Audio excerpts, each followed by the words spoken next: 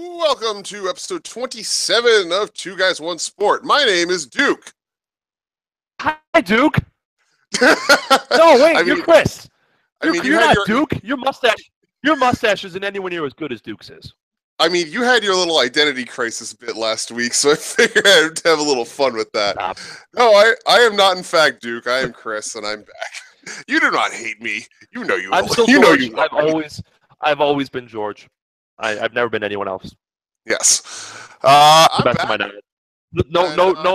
To the best of my knowledge, I've never been Darth Revan or anything where I've had a case of mistaken identity and thought I was a Sith Lord or something. But you never know. I mean, identity until something happened. Until it was too late. And I mean, if in the case of Darth Revan, and until you killed somebody, probably. Yeah, but, he really screwed up. I'd be a great Sith Lord, by the way. I'd be a great Sith Lord because I get angry easily, and that's apparently like a really good thing for the dark side. Oh yeah, it's fantastic. I'd be a real shitty best thing ever. Yeah. Oh yeah. Yeah, me too. And all I gotta do to get angry is think about stupid wrestling. We got a fair amount of stupid wrestling this week, don't we, brother Chris? We do. We've got a lot of stupid wrestling to cover, but we also got some good wrestling too. We do. First of all, tell us about your trip. How was your trip? Oh yeah, the class. You've already got me tripped up here. I'm out of practice. I got to get back into it. Yeah, the trip was good. I spent only 3 straight days playing Warhammer. By the 4th day, I was so freaking fatigued. I was like, you know what? I know I'm signed up for a game today, but I kind of just want to go home. And the 2 guys I was traveling with said, "Yeah, we do too." And that was that. What is your preferred race in Warhammer? I've only ever played the Warhammer video game, so I don't know anything about the actual pen and paper, figurine Warhammer. Yeah, not pen and paper, just all miniatures, but then dice rolling. Okay. I know there's like elves and people and like evil people and orcs and shit, right? That's all fantasy. I actually play 40K, which is set in the 41st millennium, hence the name 40K. I have my gigantic army of Tau Empire, which is basically space communists and Gundams, which is nice. Yeah, it's a lot of fun. But yeah, I got to play a lot of games. Let me tell you something. If you've never done any kind of tabletop gaming or pen and paper gaming or anything like that, it's always more fun when you're drinking. I would posit that 80% of the activities that people engage in is always more fun when you're drinking. I brought a flask of vodka to my first game on my first night there, Thursday when we got there, and by the middle of turn 2, I was already pretty buzzed, and it was like, this is the best. I'm losing like a motherfucker right now, but I'm having a great time losing. It was so much fun. But I don't even care. Yeah, it's exactly. Awesome. It's like you care so much less about losing when you're having fun and hammered. Yes. And, so good. And most of the time when you're hammered, you're having more fun. Exactly. 100% of the time. But yeah, I'm back now. I listened to episode 26 today. And so you and Duke had some great conversations. Sounds like it was. We went for a long time. We talked a lot of. I like to go down the history rabbit hole, and Duke is always more than willing to oblige. So not only did we listen to him talk about Nova Pro, which sounds awesome. I need to find a way to get my hands on the Angelus Lane Keith Lee match, only for the inevitable Lane face turn. How cool is that going to be? I know, it's so good. We went down a little bit. We talked a little 80s, and we talked a lot of good stuff. So it was a lot of fun. It's my guy. So yeah, it sounded like it was a ton of fun, and I've got a lot to live up to on my week off. He left me some big shoes to fill. You certainly do, but you know what? There is a lot going on this week. Yeah, we got a lot to talk about, and we got people in the live thread. I see Adam. I see Georgina. I know that Marcel's coming in a little bit. We got a lot of good people on the live thread, so feel free to engage in all the banter. Always good people. Always happy to have you guys here. And let's get into our matches of the week. I'm going to go first. Yeah, my match of the week is actually something that go first. Yeah, my match of the week is something that took place 5 days ago. During the course of Stardom's 5-star Grand Prix, which we're going to have a little bit of an update on in just a little bit here. But this is a match that as soon as the blocks were announced, I was looking forward to it immediately. And that was Io Shirai versus Kaylee Ray. First of all, I'm going to say this match was entirely too short. I need a rematch between these two at least twice as long. I already tweeted at both of them and said I need a rematch. I actually just joined a fan page for Shimmer on Facebook, and said Dave Prazak himself actually runs the page, and I said, "Hey Dave, anytime you want to get Io Shirai over into a Shimmer ring, I will hitchhike to Berwyn if I have to. Just give me a rematch between Io Shirai and Kaylee Ray." I imagine if Io Shirai would make her way to Berwyn, then you and I would have to also make our way to Berwyn. Oh, absolutely, yeah. Unfortunately, it seems that there's been an open invitation by Dave for any of the Stardom girls to come, but Rossi has apparently not been very generous with his talent. So fuck you, Rossi. But you know, you have words for Rossi. So, oh, I do in a little bit, but we'll get to that in a little bit. This match between Io Shirai and Kaylee Ray, as I said, it was entirely too short, but what we got in this match was stellar. Io, best female wrestler on the planet. One of the best wrestlers, regardless of gender, on the planet. Kaylee Ray, also one of the best female wrestlers on the planet. Personal favorite of mine, just because I love anybody who's got that whole, devil may care, go crazy, do whatever it takes to win kind of attitude. She works well on both sides of alignment, and that was something that actually really helped this match. Is that both Io and Kaylee Ray work well both sides of the alignment scale, and they were switched up from where they normally are.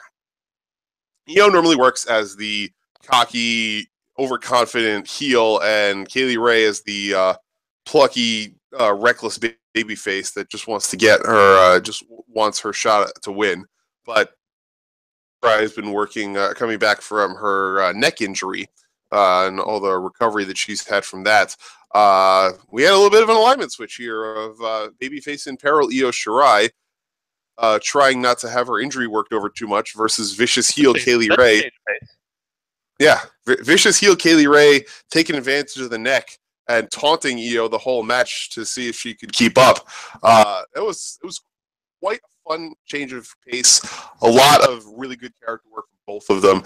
Anytime Kaylee Ray hit a big spot on Io's neck, and big neck breakers, and he moves off the top rope, she was always up immediately and just taunting Io, like, "Come on, Io, come on, you're supposed to be the best. Come on." And it just was fantastic. And Io showing her babyface fire that we don't get to see a lot. I know you reviewed Io versus Shayna Baszler from a few weeks ago. I'm sure you got to see Io's babyface fire in that match. Yes. Yeah. Same thing here. Yes. Yeah. She was the David to Shayna's Goliath. Yeah. Same thing here. I mean, obviously, Kaylee Ray is not really the beast that Shayna Baszler is, but I mean, she definitely was playing the vicious heel very well, and Io firing up and getting back into it. Just really, really great stuff. A lot of moves to the outside. A lot of great targeted limb work. Like I said, Kaylee Ray going after the neck the whole time. Just everything about this match just clicked so well for me, and in every possible way. It was a showcase of what makes these two of the best in the world. The match was won by Io Shirai. It wasn't off the moonsault, though, shockingly enough. Io went to hit the moonsault. Kaylee Ray got the legs up, and Io had to resort to her cloverleaf submission. But she got the win. A nice sign of respect after the match. Yeah, these two, even despite Io's injury, these two both still at the top of their game. Fantastic match. I highly recommend you seek it out. And everybody who said when Io and Kairi were leaving Stardom that it was like, oh, well, Stardom's done. But now with Io back and with their usage of their multiple talent borrowing programs with all the other federations that they have contact with, Stardom is still doing great. And this match is just one of many reasons why it's still worth it to get Stardom World. So definitely check it out if you can. What do you got for me, George? I co-sign your Stardom World endorsement. I don't have it, but I trust your recommendation. Yeah. And if it's anything like the matches I've seen, It's well worth. What is it? Is it how much? What is it? $9.99 yen a month, like New Japan, or how much is it? Even less than that. Ooh, I think in the end, after the currency exchange, it's like I want to say like six and change. So less than Chipotle. Yeah, I mean, I'd rather have Stardom World than one Chipotle. That's absolutely. Just me. I'm just saying. You know, my match of the week. Now we don't talk a lot. We don't do a lot of lucha on this show. We are not. We are not big lucha guys. I mean, we're not experts at it. We don't watch a lot of it. We don't do a lot of lucha. But I wanted to watch a little lucha. All right. Triple Mania was this week. Okay. I'm told the Battle Royal, where Jeff Jarrett, which we will have words about, showed up hammered, is a match to see because it is unbelievably bad.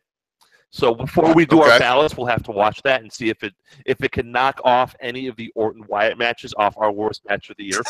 It's gonna take a Herculean effort to knock any of those Orton Wyatt matches off the worst match of the year. But the main event was Dr. Wagner Jr. losing his match to Psycho Clown. Yeah, I heard about that. Enjoyed this match. Yeah. You know why I enjoyed this match? Now, I watched CMLL.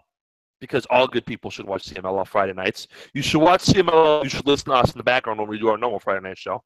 Yeah. CMLL is a relatively clean promotion. Like, there's not a lot of blood. There's not a lot of crowd brawling. In fact, there's no blood. There's not a lot of super crowd brawling. It's very traditional lucha. Very gymnastics-based.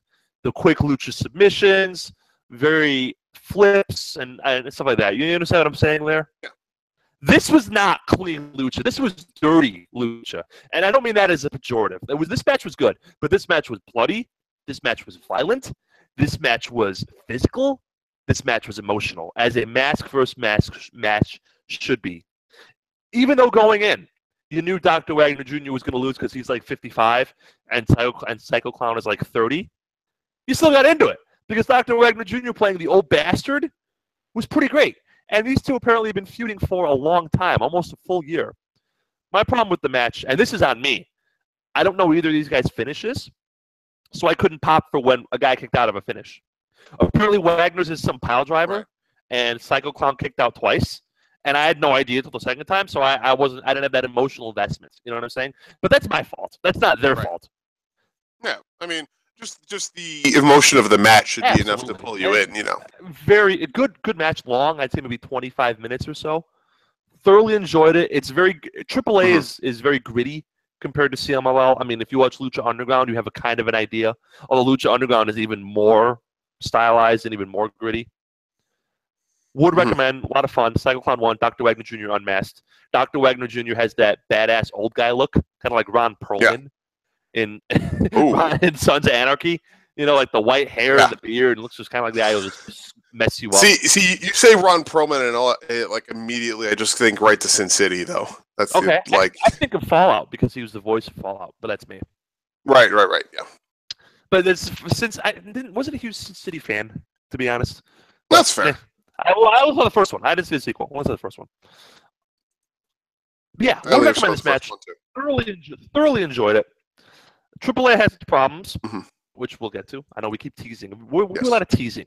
We're teasers. Yeah. We're teasers this week.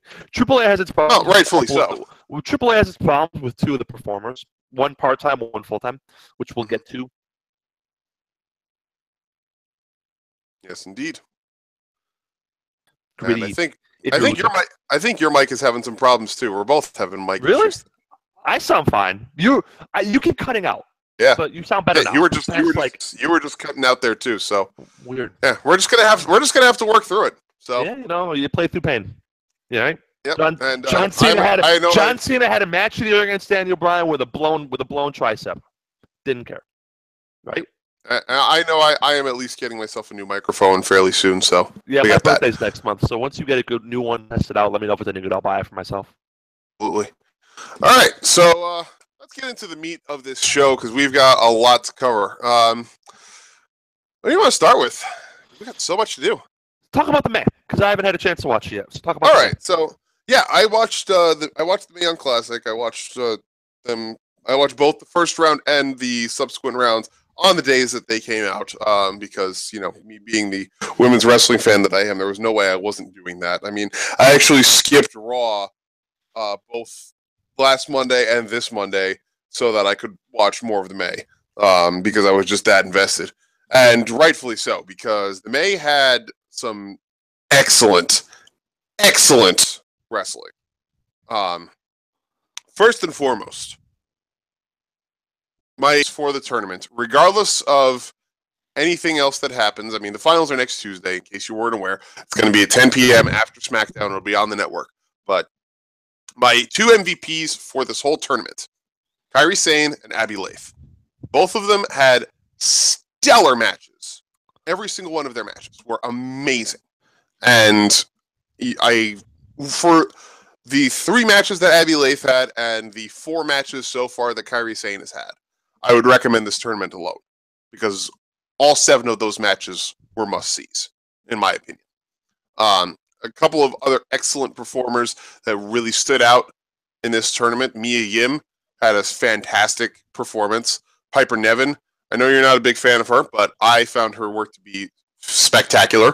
I'll hold judgment until I watch her. Yep. I'll give her an open mind. Certainly.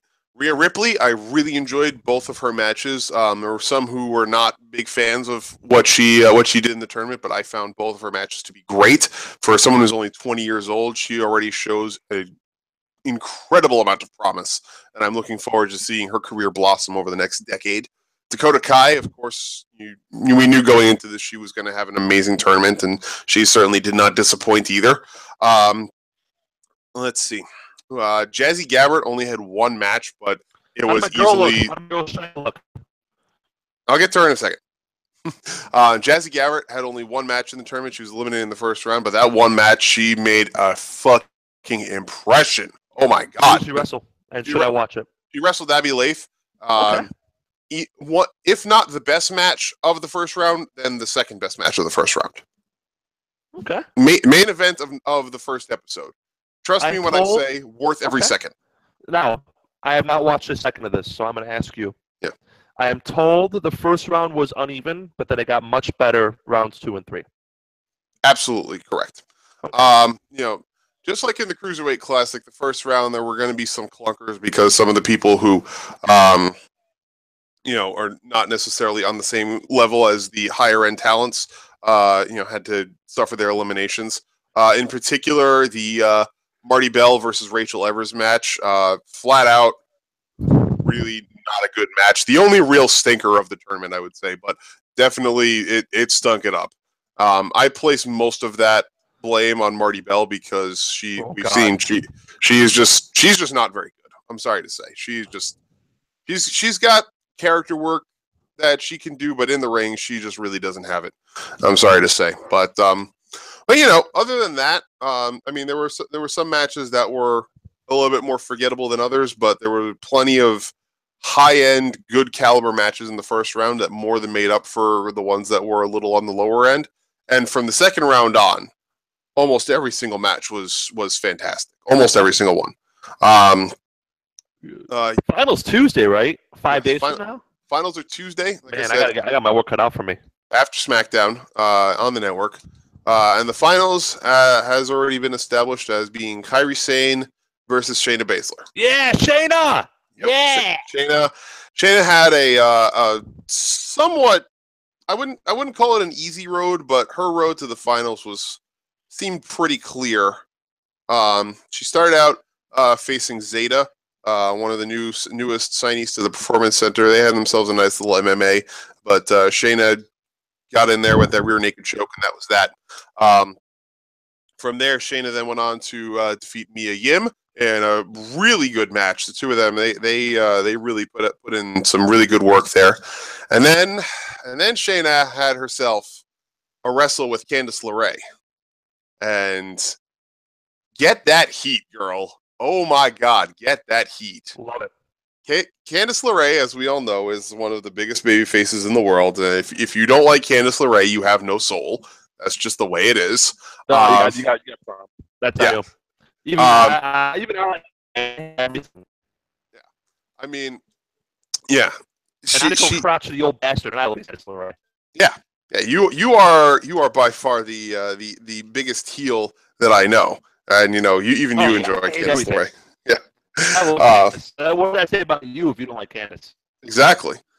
So Candice goes for her finisher, the neck breaker off the second rope, Miss LeRae's Wild Ride, and Shayna in midair transitions it into her rear naked choke, and taps her out immediately, and then doesn't let go of the hold for a good 30 seconds, to the point where Jenny Gargano. To the point where Jenny Gargano actually jumped the barricade to check on his wife after the match. And then, while Candice is still recovering after the match, Shayna just starts kicking her and taunting her while she's down. So, yeah. Shayna, get that. Shayna? That's so mean. Oh, yeah. 100%. Mean. She was capitalizing. And then in the semifinals. I have an argument in my collection. Yeah. Definitely frame that shit. And then in the semifinals, Shayna faced her mentor and fellow Trifecta member Mercedes Martinez, and that was. I've seen her live. She's real good. She came to AEW. She's really good. She's fantastic, and props to Mercedes Martinez. I have to say, because for someone who has been in the business for we just lost George. Oh my Lord, this podcast is going to be something tonight. I can tell. Anyway, oh, good, you're back. You dropped off for a second. I don't know what happened. What the hell just happened? I don't know. I don't know what's going on here. This podcast is haunted tonight, I think. Yeah, I don't know what's going on. I don't know. My computer's all finicky. That's all right. That's all right. You're talking about Mercedes Martinez, and I've seen her live at AEW. She's great. I'm not the women's wrestling expert, nor who are. But even to my neophyte eyes, I can tell Mercedes Martinez is really good.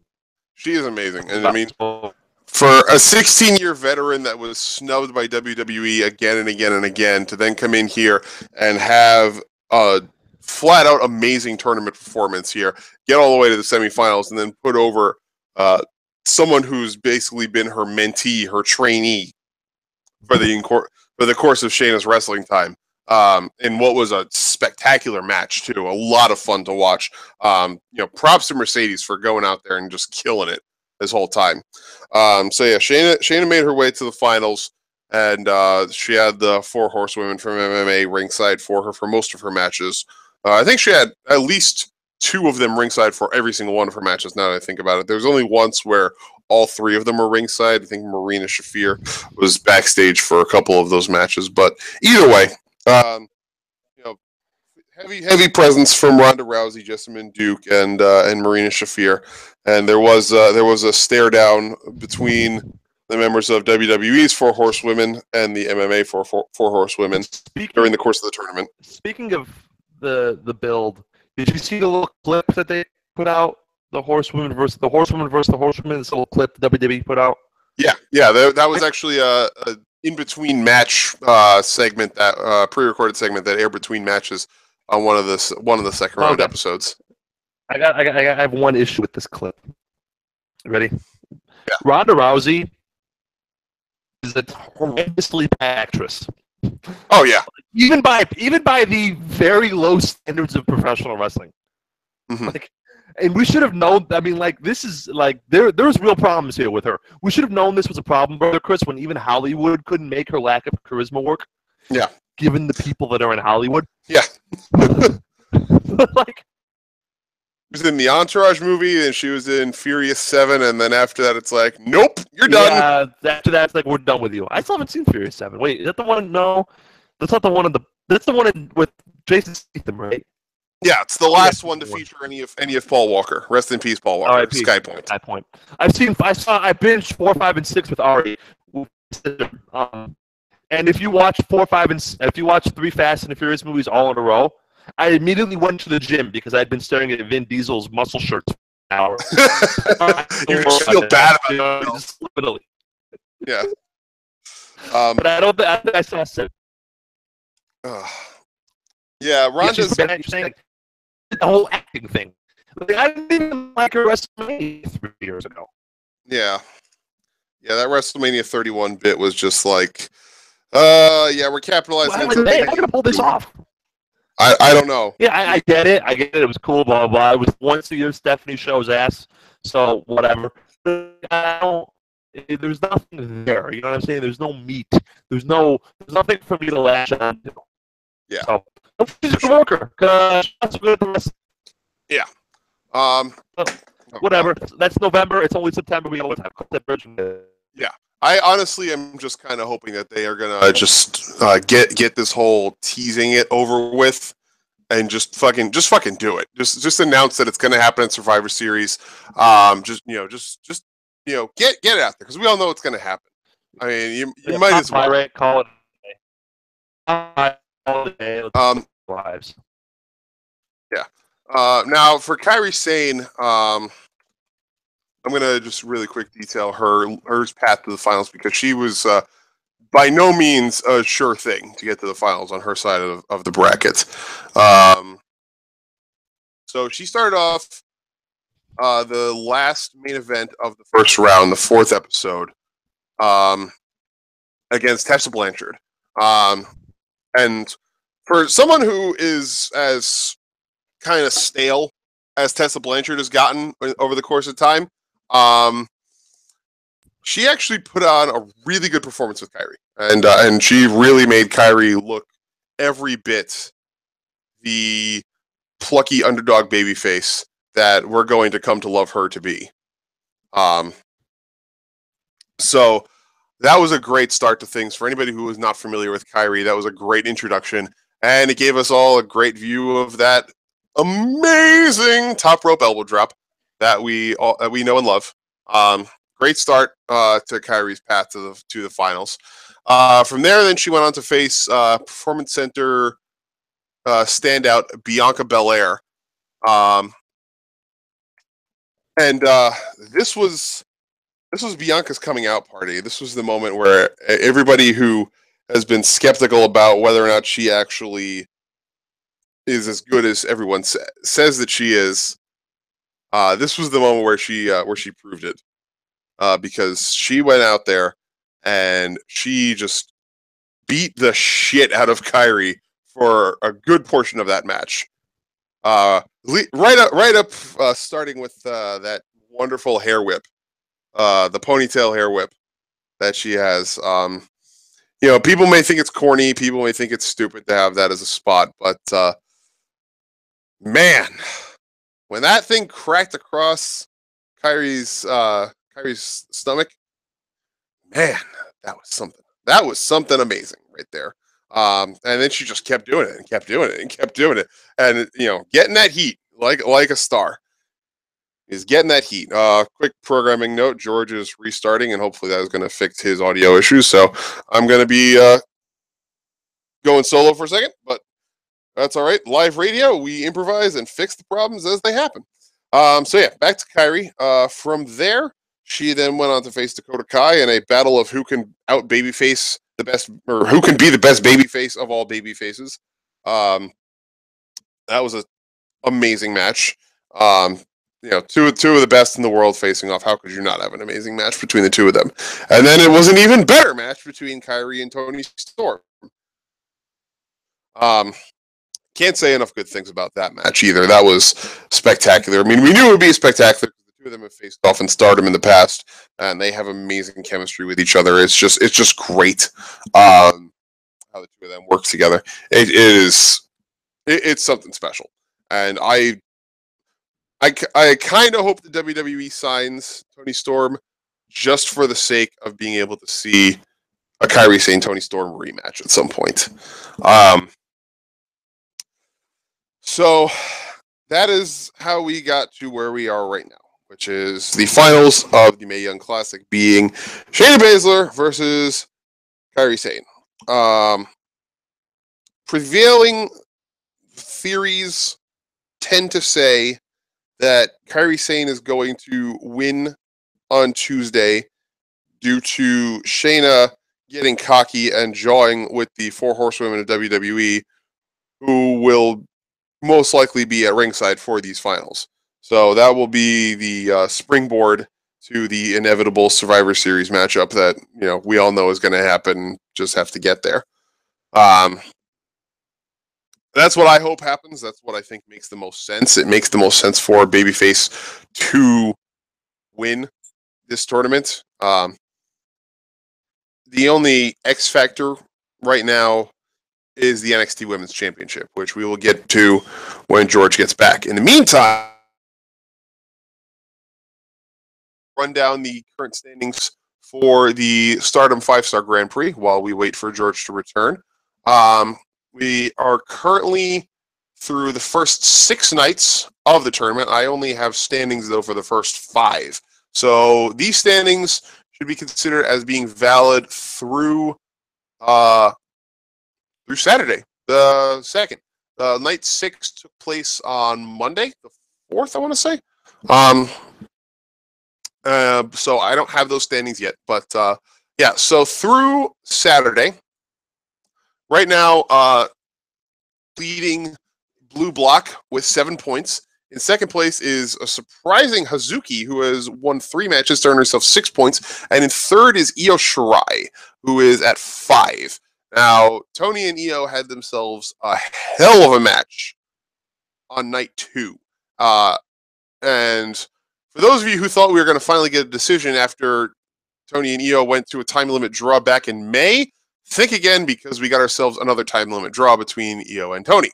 So that's why they're both at 7 and 5, respectively. But nonetheless, the 2 of them in the top 3, as we might have expected from their block. And George is back. Welcome back. Are you back? Did you miss me? Did you miss me? I did miss you, yes. Oh, you sound much better. Oh, good. And you sound much better as well. That's a fantastic. Not like a little computer restart. Yeah. So I finished up running through Kyrie's run through the Mae Young to the finals and gave my prediction on what the finals will be. Would you like me to repeat that for you? Tell me, give me the 5-second prediction. 5-second prediction: Kyrie wins because Shayna gets distracted jawing at WWE's 4 Horsewomen, and that leads to Kyrie coming back and winning. That is a good story that I approve. Mm-hmm. I'm hoping so. That is the George. A lot of sense. I think Kyrie wins. I didn't even build in the screw job, quote unquote, even though it's not. Mm-hmm. I like that a lot, actually. Yeah, I think it makes a good narrative bit to help bring them around to so much better. Whatever it did, it seems to be working. Let's hope it lasts. Yeah, same. But yeah, I think that they need to do that little narrative bit to build the inevitable Survivor Series matchup. So that's going to be how they're going to do it. I think that's going to be how they do it. As long as there's no T-shirts involved, I'm happy. Yeah, let's keep that out of it. What? I like to bust your chops. You know that. Yes, indeed. So getting back to Stardom real quick, as I said, sure. In the blue block, Toni Storm in first with 7 points. Hazuki in second with 6. Io in third with 5. Over on the red block side, it's a 3-way tie for first at 6 points. But breaking down based on tiebreakers, Viper is currently in first, Mayu Iwatani in second, and Hana Kimura in third. As I said, each of them have 6 points. So going forward, based on what's left, I'm thinking that either Toni Storm or Io Shirai will win blue block. I don't think Hazuki maintains her momentum because she still has to face Io, and surprisingly also has a question mark about whether she's going to win against Mandy Leon. And that brings me to my first bit of frustration tonight, which is, Rossy Ogawa, what the fuck are you doing with Mandy Leon right now? Mandy Leon is sitting at 4 points. I know that. She's not what we would call good at this whole professional wrestling gimmick. Yeah. She's sitting at 4 points right now in blue block, in 4th place. Those 4 points she accumulated by beating both Io Shirai and Toni Storm. Now, as George just said, Mandy Leon, not very good at this whole professional wrestling thing. Before we went on, not so good. A lot going on. Not so good. To quote the guys from Office Space, Mandy Leon, what would you say you do here? Mm-hmm. I mean, I watched before we came on the air. I went and watched her match against Toni Storm. The number of botches that Mandy Leon committed during this match, really, just no, just no. When you can't even do a superplex without slipping and falling off the ropes, no, just no. When you can't even properly execute your finisher because you can't lift your opponent all the way off the ground in order to properly execute the slam. No. Just no. Ooh. When you can't even run the ropes at full speed because your implants get in the way of it. No. Yeah, just no. I'm so sorry. But yeah, Mandy Leon has beaten two of the best female wrestlers in the world in this tournament, and I can't do anything but shake my head at that. I'm hoping she doesn't come out with any other strong wins. She still has to face Kaylee Ray. She still has to face Suzuki. I'm hoping that both of them beat her and that she finishes middle of the pack because no, I just don't want somebody who is clearly her draw is based on looks alone. I'm sorry. I hate having to say this, but I mean, I got to call it like I see it. And I mean, she does some good character work, but in the ring, there's just nothing there. There's nothing there. Nothing to it. Yeah. Especially there's the in-ring standard is too high worldwide to have someone get by because they're a pinup model. Yeah. I'm sorry, but it's the way it without having a good. This isn't 11 ECW with Kelly.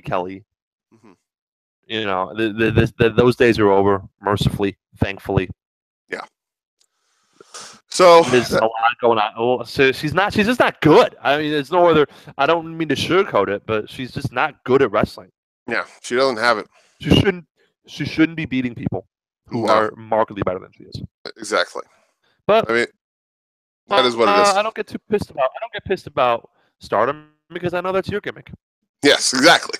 So as I said, I think it's either going to be Tony or Io coming out of blue block with the win, and in red block, it's either going to be Viper or Mayu Iwatani, depending on how these things go. I think it's more likely to be Mayu than Viper because Viper actually has already beaten Mayu, so I think they're going to have Mayu win the block and then have Viper get a shot at the World of Stardom title down the line anyway, or possibly the Wonder of Stardom title. Either or. I mean, Mayu has them both, so Viper can challenge. Viper can challenge for whichever one she wants. Interchangeable at this point. Yeah, I mean, when you're holding both belts, but yeah, exactly. Yeah, it doesn't really matter. Yeah, that's that for the 5-star Grand Prix. Not much else to talk about there. Yeah, Georgina, her implants stop her from running full speed across the ring. It's I don't like making this comparison, but it's basically Eva Marie all over again. It really is. Without her being in on the joke. Wait, with an important distinction. In on the joke. I don't think Mandy Leon is in on the joke. Absolutely not. I mean, she would not be basically the face of Women of Honor if she was in on the joke. Well, I mean, mercifully, because she's been on this tour of Japan, Deonna Purrazzo and Kelly Klein have kind of taken the reins in Women of Honor, and hopefully Delirious is smart enough to keep them at the forefront even after Mandy comes back. But you never know with these people. I mean, they did have Mandy in the forefront, basically killing Taylor Hendricks a few months ago. So yeah, that's the thing. Yeah, that's no good. Yeah. All right. Got anything else for Stardom before we move on? Stardom is done. Let's get the other women's wrestling. By the way, we're going to do a bunch of little stuff. We're going to do a hodgepodge of topics for the next hour or so, however long we're here. Yeah. So what do you want to talk about? We got stuff.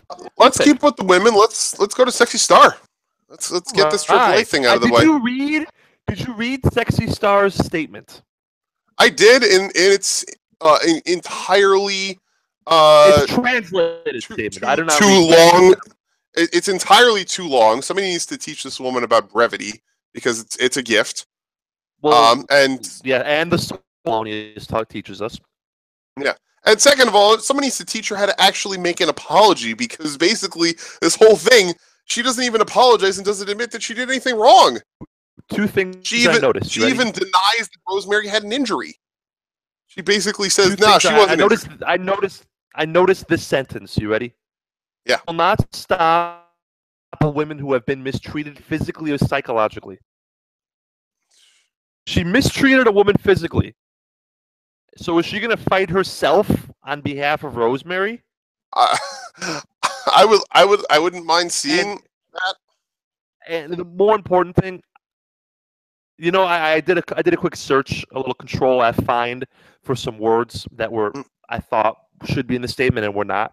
Mm-hmm. Here are the words that are missing. That among other words, you ready? Mm-hmm. Remorse, wrong, fault, forgiveness, apology,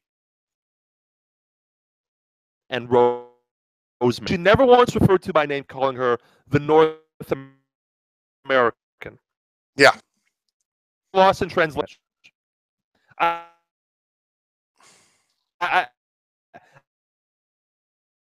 It's mystifying. It is truly mystifying. I don't understand. Pejorative. I really don't know. I really don't know. Like, point do you apologize? At no point do you say I screwed up. At no point remediance. At no point do you offer any contrition. At no point do you offer any humility. Mm-hmm. What is going on here? Well, I mean, or Shakespeare. I'm on a Shakespeare roll today. A tale of sound of an idiot. A tale full of sound and fury is told by an idiot. Yep. And as it turns out, it was all impotent sound and fury, because less than 24 hours after releasing that ridiculous statement, she was stripped of the Reign of the Reignest title by AAA. So Sexy Star leaves the company after not dropping a title in the first place. Mm-hmm. Mixed tag title. They screw over Taya to give Sexy the title, and now they're stripping Sexy of the title. Yeah. Second time it's been vacated in less than a year. I love AAA. Both times that it was vacated under extremely controversial circumstances. It's, the race to the bottom. Every time you think you've hit rock bottom with either AAA or TNA or whatever the fuck TNA calls themselves, nope. You find out there's something else. There's more bottom to hit. Yep. You haven't yet hit the bedrock. Yeah, exactly. Yeah. It's insane. It's truly insane. The complete and utter lack of forethought or foresight or foreshadowing or anything that would involve maybe thinking ahead to say, maybe this isn't the best idea. Just completely just ignored. Just like, nope, we're doing it. Since you have TNA trying to get GFW, whatever the hell they call themselves. Mm-hmm. Oh my God! No shit. Like, what? I love that both AAA and GFW are carny enough to try to make a work out of this. Yeah, I admire that. I really honestly do, because if you're gonna be a full blown sleaze promoter, then just steer into this and be a sleaze promoter. Like, yeah, I guess. Embrace it, I guess. Don't be fake, I guess. But, like, what are you guys doing? This is how you run your business in 2017? I mean, in the year of our Lord 2017. You're gonna have someone who's either A, breathtakingly incompetent, or B, malicious in your company. Mm-hmm. Yeah. I like, mean, AAA what's the end game? AAA is in a better position to get away with it with all the freaking drug money that gets run through them anyway, though. So, I mean, that's probably how they just keep going no matter what. But, yeah. GFW, not in the same boat. And let's go to that, because I know you've got words. Okay, well, one last thing. Yeah. You ever see the movie Casino? No. Robert De Niro. I should see it. Good movie. You're missing out. He runs the casino, hence the name, and one of his pit bosses misses a con. Two guys are trying to con a blackjack table, and he goes up to the guy and he fires him. Now this guy's like the son of the governor or some shit, so he's like, "You can't fire me. I'm the son of the governor." And he goes, "Quote: Listen, If you didn't know you're being scammed, you're too fucking dumb to keep this job. If you did know you're being scammed, you were in on it. Either way, you're out. Yep. Sexy Star. Either you're too fucking bad at professional wrestling that you cannot be trusted to keep your opponent safe, or you were shooting on someone on purpose. Pick whichever one you want, but either way, get the fuck out of my company. Yep. And get off my television, and don't ever set foot in the ring again until you show some contrition and get better at professional wrestling. I'm not asking for a lot. I watch a lot of bad wrestling, Chris. I watch a ton of bad wrestling. But I don't watch wrestling where people legitimately hurt each other or are so inept they can't help themselves from hurting each other. Yeah, 100%. I'm not asking for a lot. No. I'm not asking for the world here, people. I'm asking for someone to either A, stop being bad, or B, stop being a dick. Yep. Like, one or the other. It's very simple. I mean, progress has the cardinal rule: don't be a dick for a reason. That's it. You know, and most of the independent feds that are running nowadays actively try to pursue wrestlers who aren't actively bad for a reason. So if you're one or the other, or at worst both, which Sexy Star might be both. I mean, pick one, Sexy. I'll give you the benefit of the doubt on one. I don't know. With some of the things I've seen her do in Lucha Underground, she might be both. She's not. She's a very bad professional wrestler on her best day. Yeah. But this just takes the cake. Yeah. Dulce Maria Garcia Rivas, stop it. Stop. I'm using your shoot name for a reason, because you don't deserve to be addressed by your in-ring name, because either way, either the stupidity or the badness is on you, the person, not on you, the character. So Dulce Maria Garcia Rivas, enough. I mean, I don't mean to make light of Rosemary's injury. Thank God it wasn't like a worse injury. Exactly. I mean, thank God she didn't like botch a superplex and drop someone on their head. Yeah. God forbid. I mean, Duke mentioned it last week that WrestleCade canceled Sexy Star's appearance and replaced it with Rosemary in the Ultimate Fuck You, which was friggin' awesome. Well, yeah, but thank God it wasn't war. I mean, I'm not diminishing a broken arm or a torn shoulder or whatever she has. That sounds terrible. A strained bicep and triceps, from what I recall. So 2 strained muscles. I mean, not the worst of injuries, but still, she's going to miss some time. Because they weren't called for. And it's not like these people get paid time off, you know, like independent wrestlers. So, all right. Anything else on Sexy Star? No, we covered it. Let's move on to the other carny fucks, GFW. Okay. Now, you know, goodbye, Jeff Jarrett. We won't miss you. Yeah, you know, that's all I can say there. You sometimes hear people say, "Oh man, TNA is cursed. They're cursed." You sometimes see this on Twitter, right, Chris? They're cursed. They can't ever. Nothing goes right for TNA. They're cursed. You ever see that on Twitter or like on the internet message boards? Yeah. Oh, yeah. Plenty of places. Yeah. Okay. Fuck you for thinking that. Not you, but the people who think that. Not me, because I'm not dumb enough to think that. TNA is not cursed. Let's talk about the recent history of TNA, okay? Or GFW, whatever the hell they call themselves. They hire Loki, a very talented wrestler, with an extensive list of promotions he has bailed on as soon as he's not liked how he's booked. New Japan, first and foremost, among those two, correct? Yes. Observer said GFW was aware of Loki's flakiness and intentionally gave him a short-term deal as a result, which is smart, right? Yes. What's not smart is they pushed him as the X Division champion, the number 2 champion on the men's side in their promotion, and we're about to give him a main event title shot on a big episode of Impact before he flaked out. Guess who he was main event title shot was against? Your friend and mine, Mr. Alberto El Patron. He hires El Patron despite the fact that he has a history of fucking over and no-showing promotions, right? Mm-hmm. He punched out a WWE staffer, admittedly who deserved to be punched in the face, but still. And the metric shit ton of horrible rumors about his drug use and his relationship with Paige. And rampant alcoholism as well. Yes. Not only does GFW hire this individual, they push him straight to the fucking top of the mountain. Mm-hmm. Over many other more deserving talent. Any other more deserving talent. Yeah. Anthem hires Jeff Jarrett to run the company once they acquire it from Dixie Carter. The same Jeff Jarrett that started the company and was quickly forced to sell part of it to Dixie in the first place. The same Jeff Jarrett that continued to run the company to exactly one profitable year ever in 15 years. The same Jeff Jarrett who got forced out of TNA started a different failed wrestling promotion in GFW 2 years ago. It was in front of empty baseball ballparks, couldn't get on television. Still not on television. Still not on television. Well, they're repackaging it as the one night only. Then just sold his remaining stake in TNA for a chance to promote GFW. Judging from a PW Insider article that came out a few days ago. Have you seen this article? Came out a little bit ago. Mike Johnson, Google it. But be careful, your computer may get computer herpes. I'm not Googling it, no. A lot of spyware on PW Insider's website. So I Googled it at work so I can let the work firewall take care of it.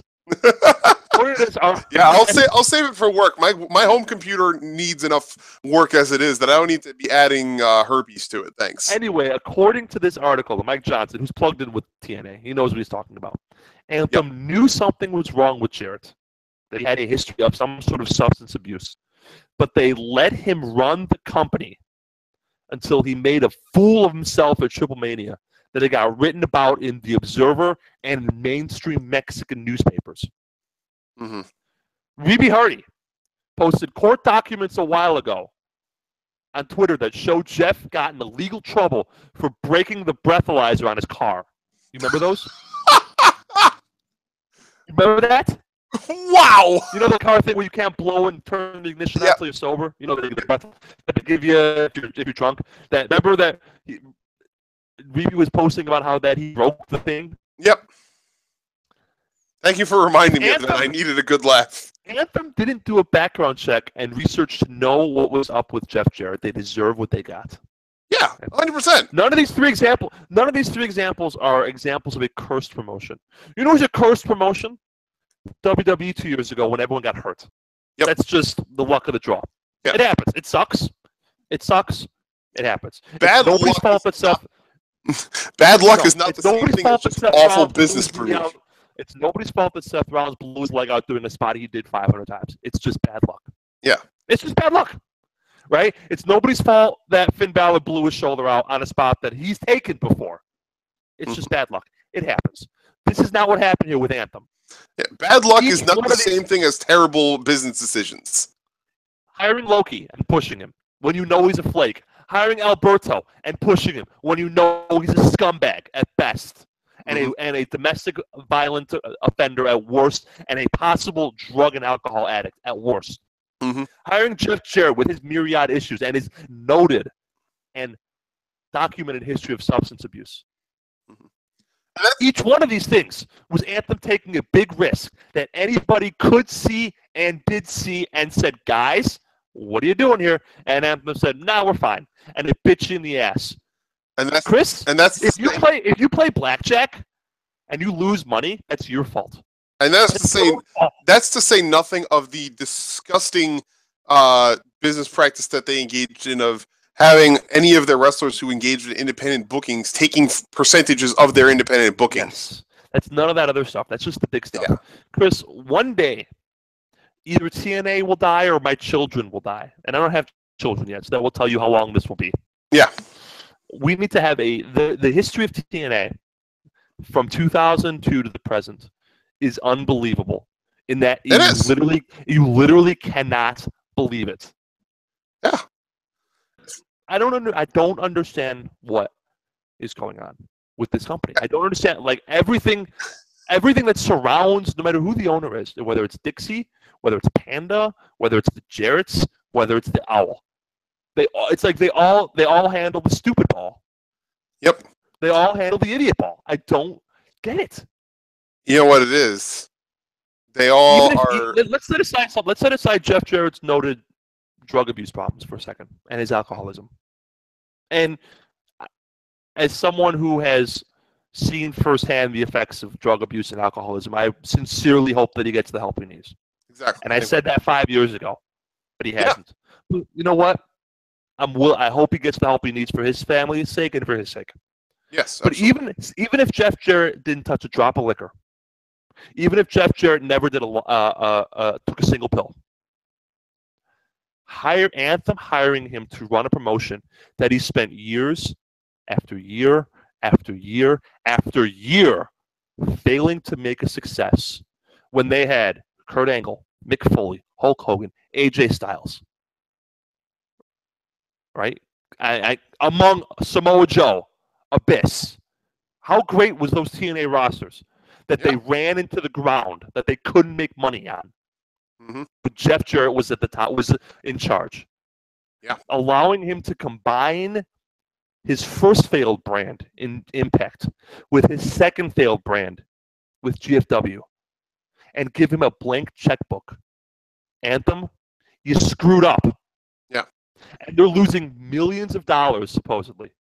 Thousands and thousands of dollars. Well, that's no one's fault but your own. Yeah. TNA was a mess from the beginning. It was a mess when Jarrett was in charge. If Dixie Carter had not stepped in, and Dixie Carter's daddy had not stepped in, it would have been a short-lived curiosity, like the heroes of wrestling that Chris talked about, or Duke talked about, excuse me. Right? I'm sorry, but that... You're right. You got it.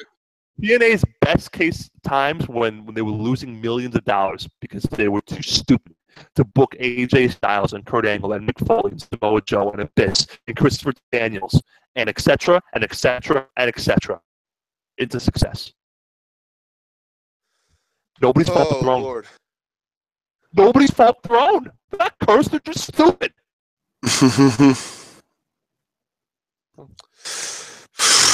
There's right.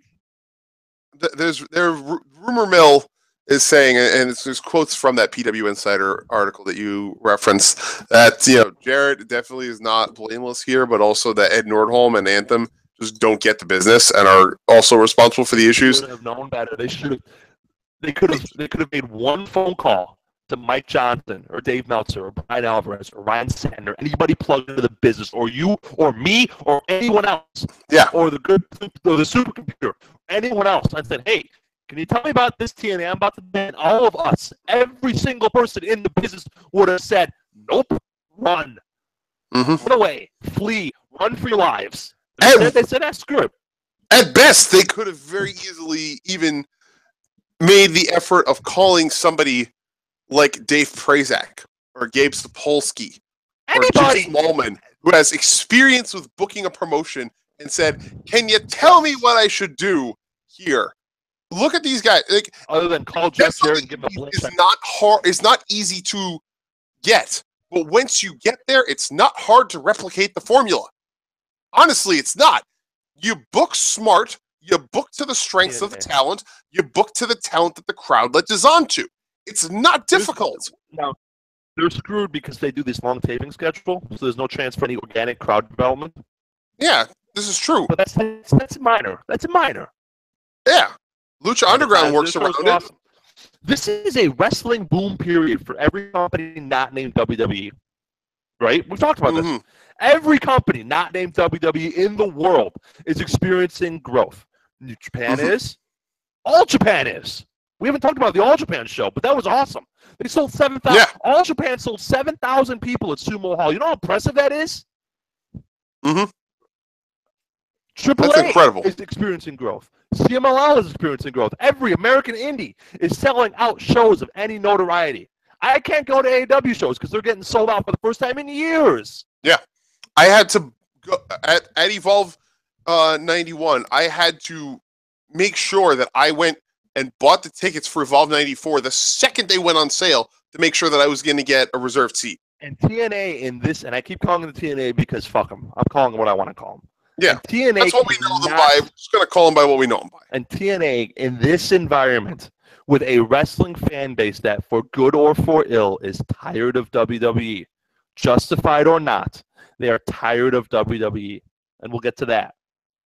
They cannot be a success. Exactly. That's not a cursed promotion, Chris. Yeah. You know what it is? You know what it is? Business malpractice. the problem as I see it, and this occurs in a varied number of ways, but the problem as I see it is that no matter who was in charge of TNA in the course of these past 15 years, they, to one degree or another, suffered from looking across the aisle, seeing WWE, and saying, how do I get to that as quickly as possible with as little effort as possible? And, first it was the shock booking. Then it was bringing in the WWE talent. Then it was just recycling WWE storylines. And now, I don't even know what they're trying to do here. With the exception of the similarity now seems to be follow the NXT model of signing whoever you can that's a notable name from the indies, and hope that they bring their indie following with them. And that's not how that works. Not at all. There's so many more elements. There's nothing that is going to be a get-rich-quick scheme in booking a wrestling promotion and getting you to be competitive with WWE. This just doesn't happen. Brother Chris, what are the two most successful historical parts of TNA? The women, the Knockouts division, the X division. Yep. Because at the time, WWE didn't give two shits about little flippy boys and women. Yep. So TNA saw that and said, we can show good women's wrestling, and they did. And we can show good X division wrestling, and they did. Mm-hmm. They were successful being an alternative.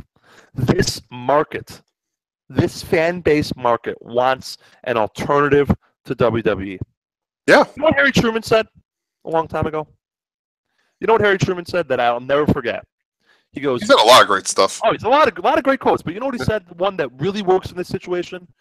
He said, quote, when given the choice between a Republican and a Democrat who acts like a Republican, the voters will always choose the Republican. When given a choice between WWE and a company that acts like WWE, the viewing public will always choose WWE. Yep. So you need to be, if you're going to be TNA, now the ship has sailed for them. They had their chance when they were on Spike. They're dead promotion walking. Yeah. They may be done after Bound for Glory in November. They may be done. Now, I will not believe they're dead until I see the body with my own eyes. But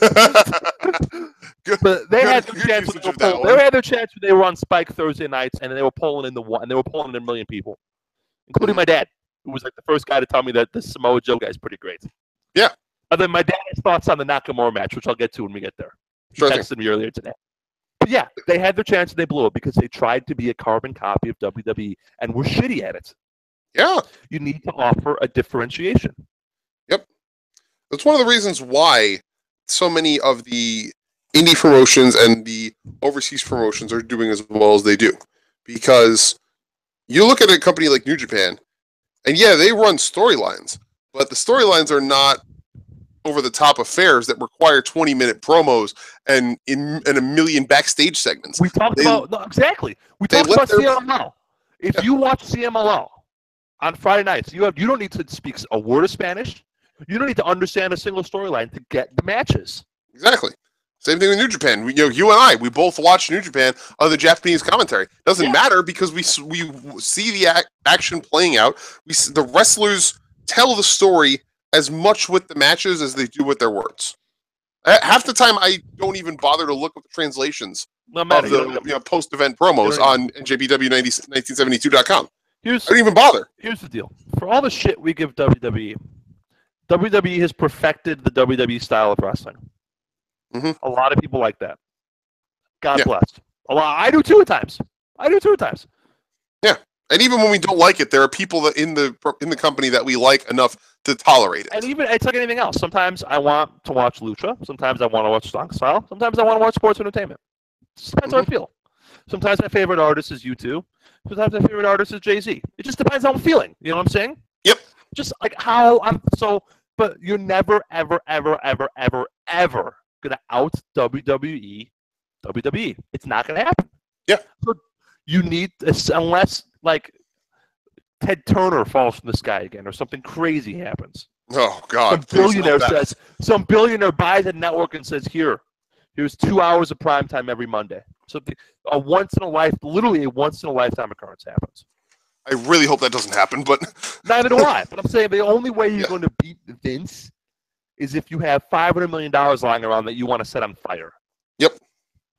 And that is essentially what it is. If you're trying to beat Vince, you are setting it on fire because, again, there is no way that you're going to be able to beat Vince at his own game.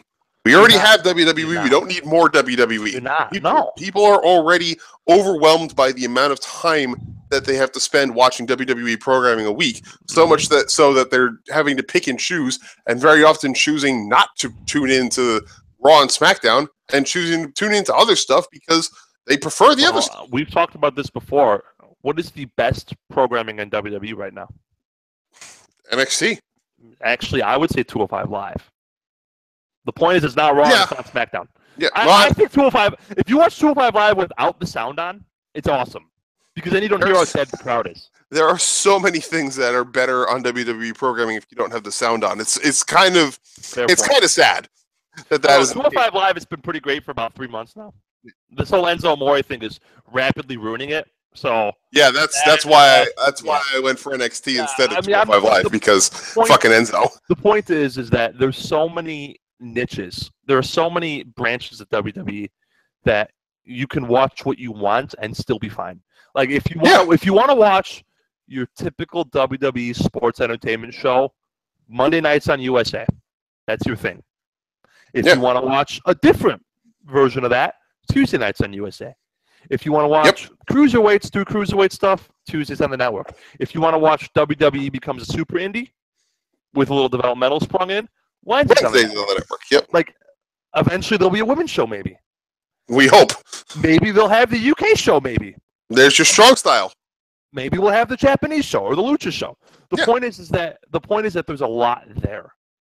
But the point is also that you cannot beat them at their own game. You can't. There's no chance. It is not possible. And for TNA to squander, you know what? I'm actually legitimately angry now because they had so much talent and a fertile market and a TV network that gave them a primetime Thursday night slot. You know how valuable that is? Mm-hmm. Thursdays, the most important TV day of the week. The TV day where all the networks show their big shows because that's how they make their bills. They pay their bills. Yeah. And you to ruin that because you tried to be WWE knockoff? I gotta say, stupid to do anything else. I gotta say, I am pissed, Chris. It is really telling. I have to say, it is incredibly telling how much talent that was in that Thursday night primetime slot that was getting the exposure to countless thousands and millions of viewers were willing to then jump ship to a tiny little fed that was the heart and soul of independent wrestling, but with a fraction of the size of the audience and say, you know what? I would rather go be on Ring of Honor and be in front of Armory-sized crowds week in and week out rather than being on primetime network TV week in and week out. It is so telling. And it's embarrassing. That is the thing that should have first and foremost been the clue to TNA to say, you know, we fucked up hardcore. That should have been. I googled Bound for Glory, which is TNA's WrestleMania 2012. Yeah. Mm-hmm. Here's some of the guys and ladies who were on Bound for Glory 2012. You ready for this list? I'm not going to read them all. Yeah. In order. I'm not reading. I'm reading the big names. Rob Van Dam, Samoa Joe, James Storm, Bobby Roode, Joey Ryan, Chavo Guerrero, Christopher Daniels, Frankie Kazarian, AJ Styles, Kurt Angle, Doc Gallows, Bubba Ray, Sting, Jeff Hardy, and Austin Aries. How good is that list I just read? You don't get a more stacked card than that. And I outside of WWE. There was no women match. There was only one women's match. I didn't read Gail Kim. I didn't read Awesome Kong. I didn't read Tara. I didn't read Velvet Sky or Angelina Love or any of the other awesome women's wrestling they had. They had all that talent 5 years ago and blew it. Mm-hmm. And hired the guy who screwed it up again. Anthem, you get what you deserve. Yep. We might as well just start playing Head Like a Hole by Nine Inch Nails for them. It's bow down before the one you serve. You're going to get what you deserve. You get what you deserve. Mm-hmm. That's it. That's all you There in it this is. life. When you don't get very many chances to screw up unless you're Jeff Jarrett. Mm-hmm. So it's sad, but it's true. All right, I'm done with TNA. I need a drink or a smoke or something after that. They just make me so angry, Chris, that they screwed up so badly. Yeah, no, and you're right to be angry. You are. Come on, guys. You are right to be angry. You had AJ Styles in his fucking prime, and you had him knock off Ric Flair. Like, come on. Mm-hmm. You're the best wrestler in the world in his prime. And what did you do with him? You put him in a fucking robe because you wanted to play cosplay. Mm-hmm. Like, come on, man. It's so absurd. I'm laughing. Yeah. You laugh so that you don't cry. Yeah. That's really what it comes down to. Before he broke his back. You're like, come on, guys. You Bobby Roode back when he could work. Mm-hmm. You had it all. You had it all, and you blew it because you decided to hire Vince Russo and Jeff Jarrett to run your show. Mm-hmm. Now Jeff Jarrett's back. And he may have destroyed your company on the way out the door. I can think of nothing more fitting for TNA. Yeah. I can think of nothing more fitting for TNA to die because they conned one last mark in Anthem. They conned Dixie Carter all those years. They conned Spike all those years. They conned Destination America all those years. I can think of nothing more fitting than for one last mark to be conned. That's it. Yeah. They made their bed, and now they're sleeping in it. That is it. It's all. So, all right. Let's talk about Roman. Yeah, actually, no. Before we get to that, I actually want to get something that's a little bit. It's not quite as anger-inducing as that was for you, but it's annoying for me. You know what? I thought real quick. I get mad because I think of like the TNA fans like my dad who stuck through this bullshit for years, who deserve a better show. Yep. So that's what makes me pissed. The regular dudes who didn't want to watch WWE, who loved AJ Styles or Samoa Joe or whomever, and watched them get squandered because Samoa Joe was kidnapped by ninjas. Remember? Yeah. It irritates me. Is that all these great guys and ladies were just like wasted. Yeah. So, all right, you talk. I talked for a long time. You talk. Yeah. So this is something. It's not quite as anger-inducing as that was for you. But this is annoying for me. So we had Battle of Los Angeles over the weekend at PWG. This is their big event that they hold every year. It's basically PWG's WrestleMania for the same 300 people that show up to every single one of their shows out in Reseda. Because Super Dragon just doesn't want to move to a better building.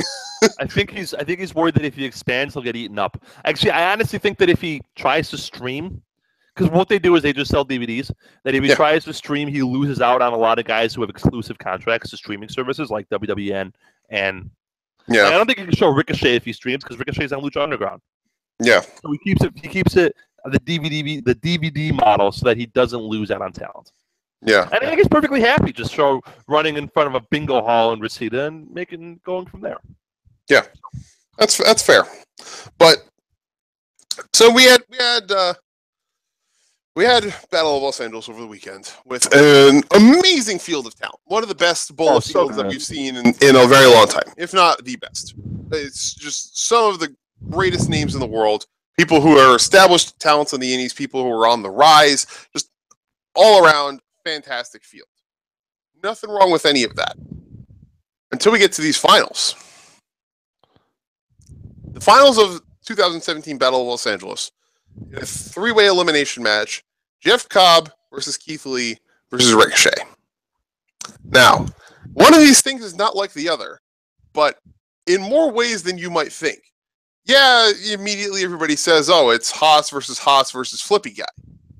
But here's the thing. And I only speak from what I know. So there's an entire possibility that I might be entirely wrong about this. But George, tell me something.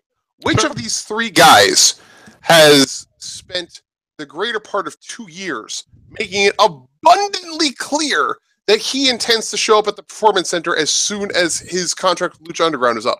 I would go with the guy with the giant sleeve tattoo. Yeah. Your friend and mine, Mr. Ricochet. Exactly.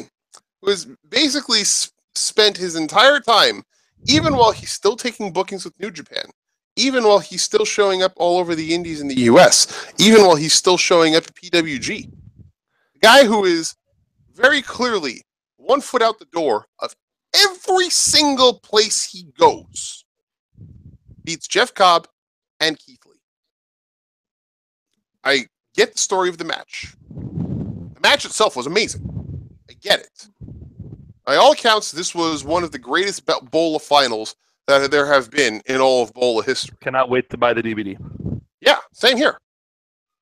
But why would you give that win and presumably a shot at the PWG Championship against Sexy Chucky Taylor to a guy who, as soon as Lucha Underground Season 3 is over, is calling up Paul Leviskin saying, sign me the fuck up? Why would you give that to a guy when you can give it to somebody else who can benefit from it in so many more ways? Well, my question as soon as I saw the field, PWG doesn't do storylines, though. They're just super indie promotion. But here's the thing. Because they draw such a niche crowd, and because it's so hard to get to their stuff, it's the supply and demand. Supply and demand here. PWG shows sell out immediately because the same people get in every time. That generates interest from the people who are going out and buying the DVDs, who may not be as familiar with the indies, but who want to know about this, the big super secret out in Reseda that, only a select few get to see. People get to see Jeff Cobb on the indies. People get to see Keith Lee on the indies. But there's an inherent level of interest in what goes on in PWG because it's made out to be something special. Because it's made out to be something that is an exclusive club that deserves to be viewed as something above and beyond just your normal everyday indie show. That's just the perception. That's just the way that it's perceived as being. So why wouldn't you give that to a guy like Keith Lee, who has had a hell of a fucking run in the indies for the past year and a half? The guy who has been just killing it everywhere that he goes, who's just been a star. Why would you not give that win to a guy who can only serve to better your promotion? Because if he goes and wins that PWG championship and starts carrying it around every single Evolve show that he's on, goes and carries it around to Beyond and AAW and every other smaller indie or local indie, shows up at Nova Pro holding a PWG title, wouldn't that stand to benefit your promotion more? To increase your DVD sales, to generate more interest from people who might have overlooked it just because, it's just, just another indie fed, The only explanation I had, I would have given it to Lee. I would have given it to either Lee or Riddle or Pentagon, are the three I would have picked. Yes. In the finals. And then I would have given it to one of those three. That to me seems like a no-brainer. Mm-hmm. I said Pentagon should win this a month ago when it was announced. Mm-hmm. Because it gives you that Mexican market, and it gives you someone who is a fighting champion who's not going anywhere. Exactly. Pentagon's not going to WWE anytime soon. Not until unless he learns to speak English, which unfortunately matters in all but a few cases.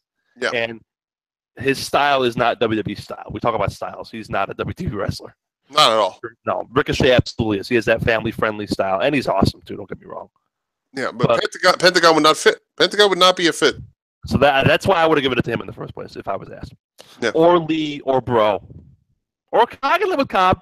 I think Cobb's work rate has slowed a little bit. I think he's getting a little heavy. I think those Pacific Islander jeans are finally catching up to him. Yeah, definitely. That's why unless you're Tamatonga, you can't fight your jeans forever. Yeah.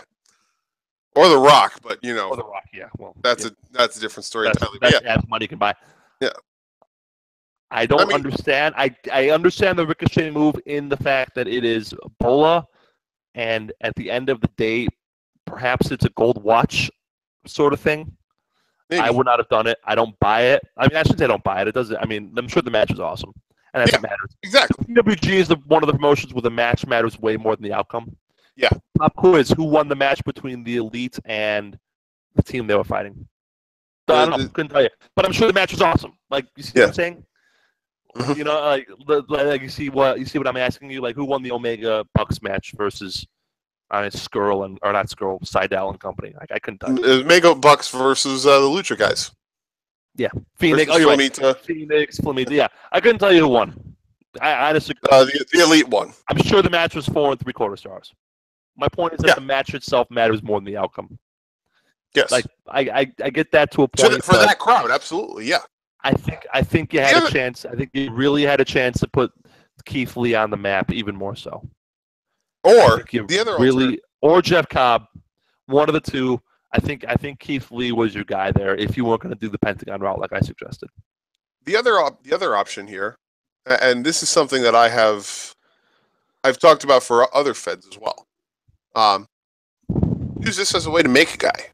Make a guy here in the U.S. who maybe doesn't get the same level of exposure. A guy who maybe is more so over in Europe or in Japan. Like a guy like Walter, or Mark Haskins, or Travis Banks. Yep. Use that. Make a guy in front of a crowd that maybe doesn't. I mean, the PWG crowd. Yeah, they're all a bunch of fucking marks who probably watch every single indie show that they can get their hands on the internet. Not everyone does, though. But not everyone does. At least put a guy like that in the finals. Yeah. If you're not gonna, at least a finals berth. Yeah, like for a Walter or a Haskins or whomever. Ray Phoenix, any of those guys. Flamita, whomever. At least a finals berth. You're right about that. Yeah, use it to make a guy. There's nothing wrong with taking that initiative, and those guys are. Yeah, they played it safe. They played it safe in this. And for PWG, that's all they ever do is they play it safe. Yeah, I mean these guys. Those guys I named, there are no question marks next to their names as to their work rate. All those guys are proven talents. It's just they don't have the exposure in America that maybe some other guys do because they're based internationally. So why not give them that opportunity and be able to say, we were the ones that made him.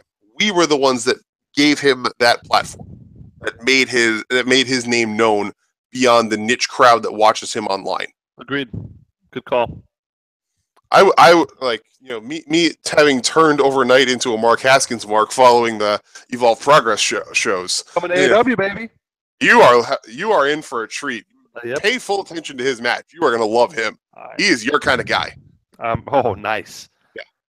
Just fucking vicious in-ring style. He holds nothing back. He is your kind of guy. Yeah. We'll talk about that. Yeah. We'll talk about that later. Yeah, you're right. I don't understand it. I don't understand it.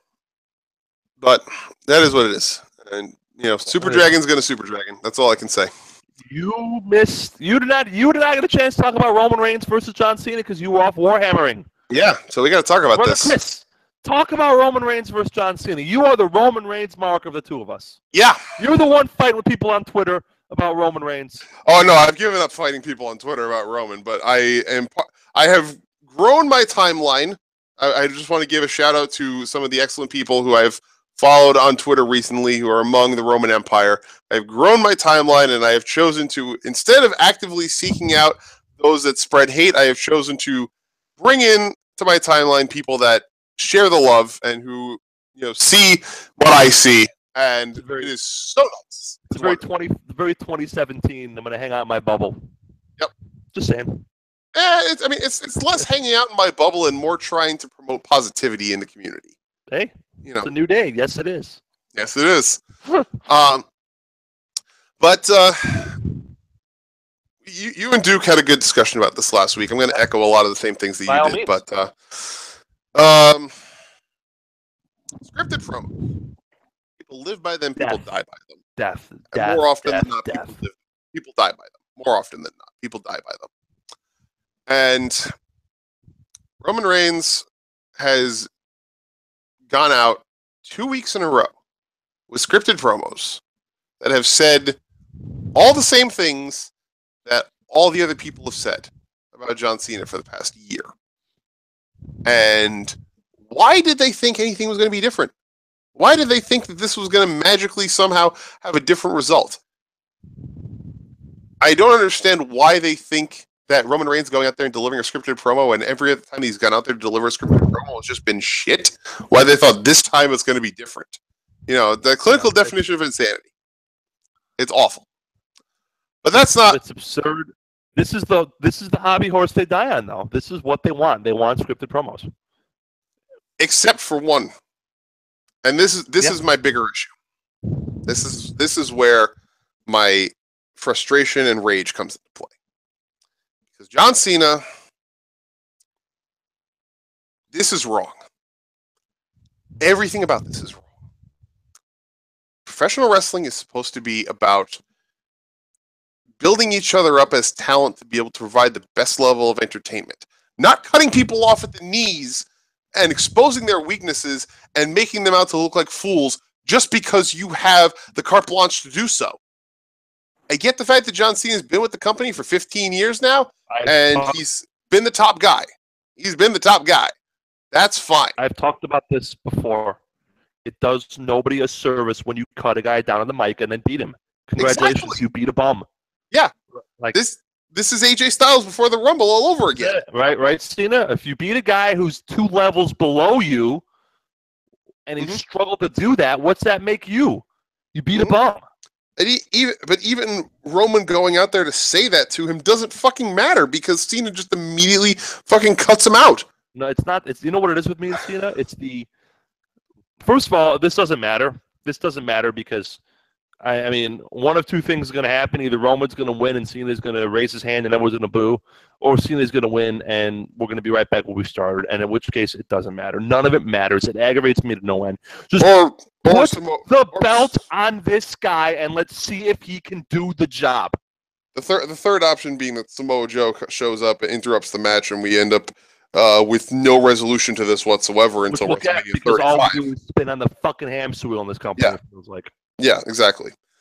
But yeah, put you're absolutely the right. Belt on Roman Reigns for 9 months, and let's see if he can do the job. Yeah, that's it. You know, Duke made an excellent point last week, and I'm going to echo what he said. Because Duke is an excellent man. Yes, he is. Duke, I don't believe you're listening tonight, but I want to give you a shout out for doing an excellent job last week, and you brought some great points, and I really am glad you made them because I can now steal them for myself. By all means, my friend. But honestly, what good is it, Vince McMahon? What good is it to be able to play your show to a half-full arena and be able to say they cheered for what you did when you could instead play for a full arena, make more money, and maybe listen to somebody who's not yourself and your own fucking dick for once? My God. This man is so willing to just throw money into the fucking incinerator just so that he can say he was right. Just so that he could say he got to do it his way. What good does that do anybody except for his own goddamn ego? Everybody else is fucking sick of this shit. Except for Vince and fucking Kevin Dunn, the yes man that will never say no. The fucking lackey who runs behind Vince cleaning up his shoes after him. My God. Those are the only two people here who are satisfied. And Dunn is only satisfied because Vince is satisfied and continuing to cut his checks. There's nothing here that's benefiting anyone at all. Yeah, sure. The crowds can say, oh, it finally got Cena to be cheered by somebody in 2017. Really? Did you forget what was happening in the summer of 2015 with the John Cena U.S. Open Challenge? Because I'm pretty sure people were cheering the fuck out of that. Can confirm, was there. Exactly. Thank you. So, this whole cheering John Cena thing, this isn't something new. We had 5 years of this for Cena's beginning of Cena's run. Then the crowd got tired of him, and then the crowd decided, oh, wait, actually, you know what? It's kind of stupid to hate this guy anymore because he's actually doing good stuff. Let's go back to cheering him again. And they went back to cheering him. Congratulations.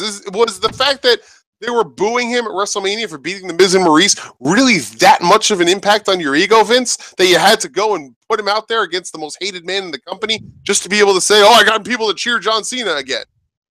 Really? I mean, that's the only thing that makes sense here.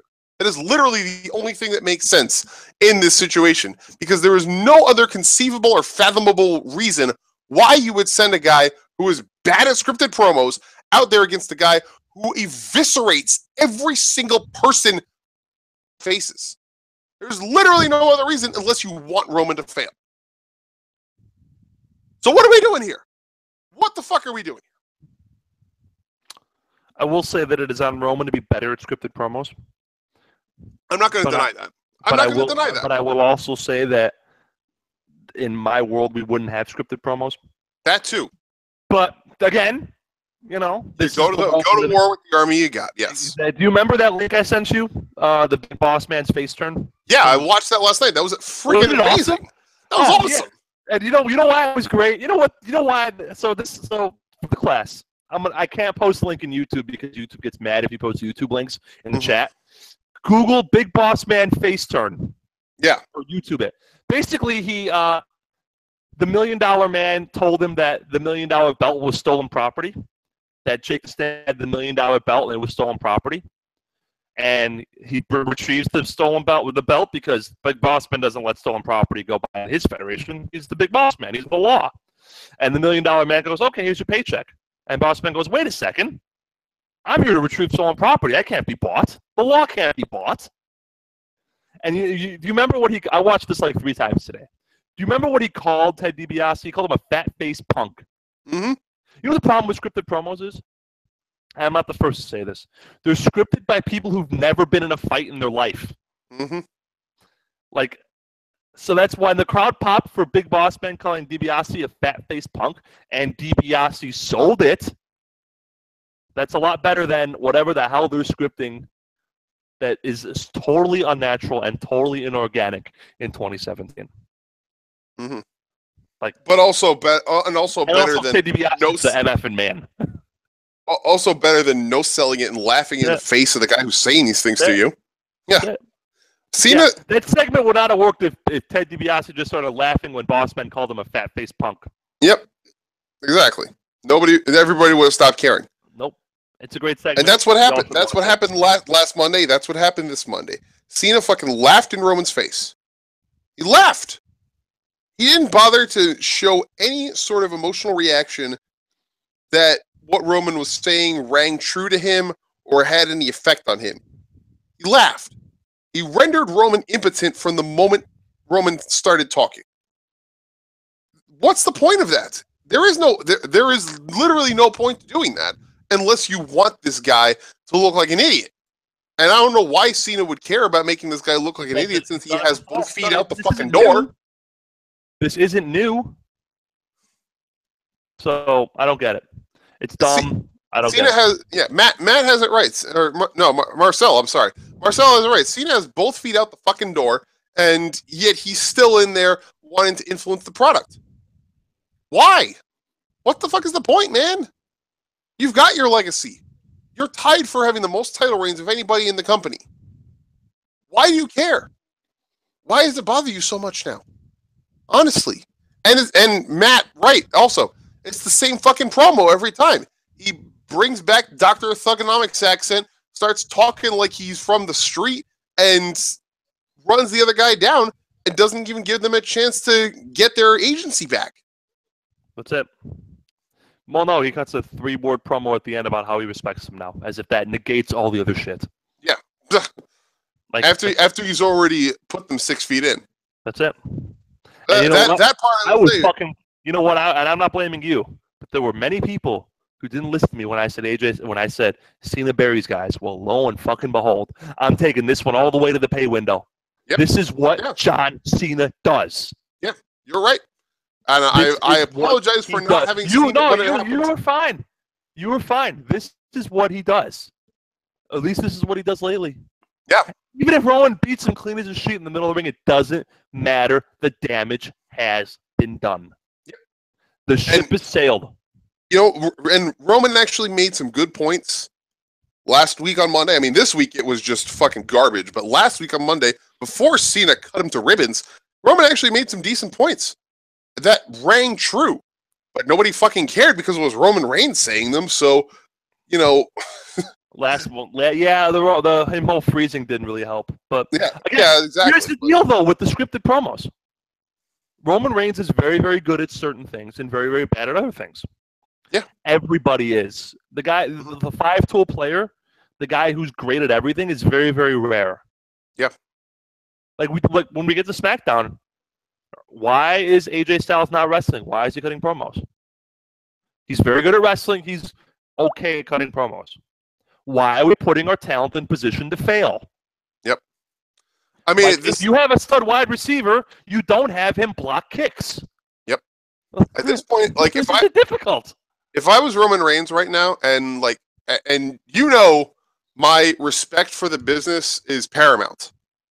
So, for me to say what I'm about to say, it should give you an idea of just how much this is just not sitting well with me. I'm going to take a drink of my water here because my throat's kind of dry. Go for it. If I were Roman Reigns,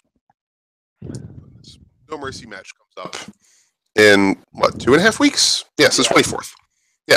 So, if I were Roman Reigns, in 2.5 weeks when No Mercy rolls around, and they have that match, and, I mean, you have to assume it's going to be the main event of the show. Because why would it not be? Well, you got Brock, but okay, whatever. Anyway. Oh, that's actually true. Brock versus Braun might actually end up being the main event, but either way, it's going to be the main event or the co-main event.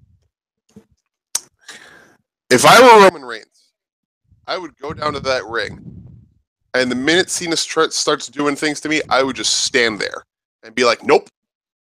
Not selling your shitty offense, not giving you an inch of respect, not going to give you anything to work with. I'm just going to fucking punch you and spear you, and that's it. That's what I would do. Because at this point, somebody has to put John Cena in his place and let him know he's done. His time is fucking over. He's 40 years old, and his time to influence the company and make decisions for the rest of the talent is done. He needs to let go of the stick. He wants to be a part-timer, then be a fucking part-timer. Don't come back in there and immediately inject yourself into an important wrestler's storyline and cut them down at the knees and leave them with no agency when you're done. That's what Cena's doing. That's what he did to AJ Styles. It took Styles 3 fucking months to recover. That's what he is doing right now with Roman Reigns. I don't think Styles is recovered, but we'll get there. He's not fully recovered. No, I mean he started the road. He started the road to recovery certainly, but he's definitely not where he was. He is nowhere near where he was a year ago. Nope. So if I were Roman Reigns and knowing how much I'm in, I would very easily just say, you know what? Fuck you, John. You're going to do nothing to me. You're going to get nothing from me. And I'm going to make you look like an idiot now in the way that I can. Because I'm 6'5", 265-pound Samoan who can make you look like a fucking punk if I really want to. John Cena is a 6'2", 250-pound guy from Boston who really wouldn't survive in a fight if he really wanted to. Yeah, the guy lifts a lot, but I guarantee you if he got into a fight with somebody who actually knows how to fight, John Cena would not survive. If John Cena and Brock Lesnar were in an actual fight, I would take Brock in a heartbeat. 15 seconds. So that'll be crazy. Brock in his prime is one of the best heavyweights in the history of mixed martial arts. Like, yeah. Even diminished Brock is still a top 10 heavyweight. Come on. That's just absurd. I understand your point though. Yeah. I do not endorse it because I'm looking forward to this match. But I am too, and I hope that it's a good match. But I would not be opposed to that course of action from Roman. I would not be opposed to it. I would prefer to get the 4-star match that we're probably going to get because I know Roman has way too much respect for the business to do what I'm advocating here. And way too much respect for his paycheck. And way too much respect for his paycheck. That too, yeah. As you should. Only thing that matters is the miles and the money. Yeah, I know. In the end, that really is all that matters. And God bless him for knowing that and not being a mark for himself like a lot of other guys are fucking marks for themselves. You know how I feel about that? We talked about the fucking marks that permeate this business. God bless Roman for realizing that all that matters is his family and his paycheck. Yeah. Speaking of marks for themselves, how about the Smackdown Live this week? Oh, good God. Yeah, I know you had some words about this. What was the best part? What was the best part of SmackDown last year? AJ Styles doing a lot of wrestling and The Miz doing a lot of talking. So what if instead of that, we had AJ only talk and The Miz be on pre-show pay-per-view matches in front of empty crowds, and then we had a balding opera singer wrestle every week instead of AJ Styles. My God, who makes this decision? You got any word on that Dolph Ziggler disaster? Why the fuck is Dolph Ziggler still getting TV time when a guy like Luke Harper is sitting in fucking catering? Thank you. Or Gable and Shelton. Yeah. Or Maria Kanellis and Mike Kanellis, or Ty Dillinger, or Eric Rowan standing around in a mask would look cooler than Dolph Ziggler. It got so bad that I actually legit felt bad for him. Programming note, though. Well, not a programming note, but I gotta say about the Kanellises. I actually was listening to last week's Not Your Demographic, and apparently Mike Kanellis actually, the reason why they've been off TV is Mike Kanellis actually checked himself into rehab for painkillers. Yeah, so I hope he gets well soon. Yeah, I think he's on the road back, but that's why they haven't been on TV as much. But still, okay, well, never mind then. I did not know that. But still, my apologies. But even still, there's still a plethora of other. Where's Mojo Rawley then? Yeah, where's Mojo and Zack Ryder? Awesome promo. Where are the hype bros? Why did we take a hiatus from the Fashion Files for so many weeks? Where are Breezango? Because that awesome promo before the Andre about toning down the get hype and he gets more likable, and then he's off television. Yep. Where's Charlotte and Becky? Yeah. Oh God, let's not even get started on that. That the fucking main program for the women on SmackDown. They took the belt. You wouldn't know it. Go on. Go on. You first. Yeah. They take the belt off of an on-fire babyface champion that has the crowd behind her and is putting together great match after great match in favor of putting it on a past her prime has-been legacy act who's only still there because she needs leverage in the event that she and her husband want to sue the company for her husband's injury. And then they take a heel act that consists of a Samoan who can't wrestle and a dancer and singer who can't wrestle and make them the main adversaries, along with a really subpar wrestler and her idiot sidekick standing in the wings with the Money in the Bank briefcase. You take your three most talented performers in the women's division and shove them to the side. I don't even know how long it's been since Becky Lynch was on TV. It's a disaster. I mean, I think the last thing that she did was getting submitted by Natalya prior to SummerSlam. Naomi was in a dark match last week, and then this week, she had a match, but it really wasn't anything of consequence. And now here we are with, again, the three most talented performers. I mean, granted, we have to give special consideration to Charlotte, taking care of her dad. I understand. That's family. She's working the house shows, though. So she's still working the house shows, yeah. She's on the road. Yeah, so she's on the road with them. She's just sitting in catering. Yeah, I wouldn't. I'm just saying. I don't begrudge her if it's her decision not to be working on TV. Then I don't begrudge that to her. If they're just not using her because they don't want to use her, then fuck them. Again, three most talented acts off TV, not doing anything of consequence, and two of them. You wouldn't, Chris. Charlotte and Becky are going to continue. You would know it from. Charlotte and Becky are going to continue to not be used in anything of consequence, so that they can be saved for a build-up against the fucking Four Horsewomen feud. You wouldn't know from watching this weekly show. There are so many talented people on the SmackDown roster. Yeah. And yet here we are with an Aiden English push, who I like. A continued Baron Corbin push, who I hate. Mm-hmm. Carmella and Natalya in a match, which is the weakest part of Carmella's development. Another Dolph Ziggler push, was what, number 7 at this point? A giant Shane McMahon angle, because never forget, this company exists so the McMahons can beat each other off. And noted preliminary jobber Jinder Mahal and his back knee, casting a pall on the entire main event scene. Oh, I had a comparison I wanted to make. I had to go back for a second. When I brought up Mandy Leon before. Mandy Leon is the female Jinder Mahal. And here is why. Both of them can do passable character work and can use their inherent dislikability to get themselves heat. But that heat goes nowhere because it gets fucking consumed in the vacuum almost immediately, and their purpose is used up before anything can be made of them, and they end up just wasting space and wasting time. Accurate? I still say Naomi, but Naomi has been improving by leaps and bounds. Far better than anything Jinder has done.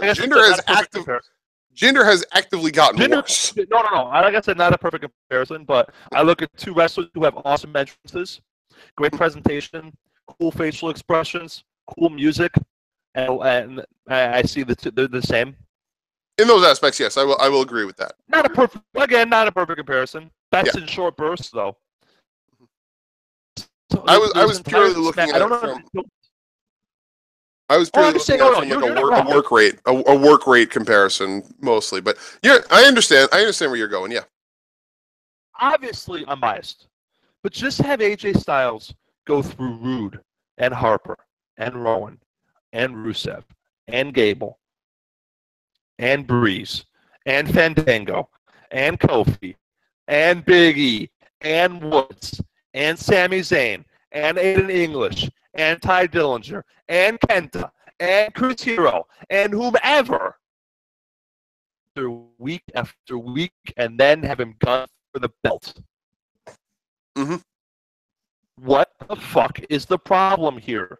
You have all this talent and you're featuring shit. Mm-hmm. Yeah. Like, let's look at the Horsewoman. The wrestling for Horsewoman. Okay? Yes. Bayley's injured and people are wondering if she should turn heel because she's been an unmitigated disaster. Yeah. Sasha loses her belt after explicitly being told she never defends the title and then gets beaten again this week. Yep. Has no singles feud since moving to SmackDown, except for the Naomi teases that went nowhere due to the welcoming committee disaster. Yeah. Program for SummerSlam, the number 2 show, before her dad got sick, and probably cast a babyface. Although, for being honest, people don't really care about her because she hasn't been featured in months. Yep. Then you have Becky Lynch, who hasn't had a singles feud since what, the Mickie James stuff? I can't even tell you when the last time Becky Lynch was featured with any degree of regularity. It's been. What was Becky's last singles feud? I mean, only feud she's ever won. No. It was a loss because it was that brief interim period when Naomi had the quote-unquote injury before Mania, and Becky Lynch got interjected into the feud in Naomi's place. March. Against Alexa. It's September. It's cold outside again, brother Chris. Spring and summer it's been 6 gone, months. and Becky Lynch is still floating around in the ether. Anyway, these 4 women are the 4 women you're presenting for a horsewoman match in 2 months. Almost to the point beyond repair, because this company is so myopic they couldn't build for long term. You put a gun to their head. Yep. Charlotte was baffling to me.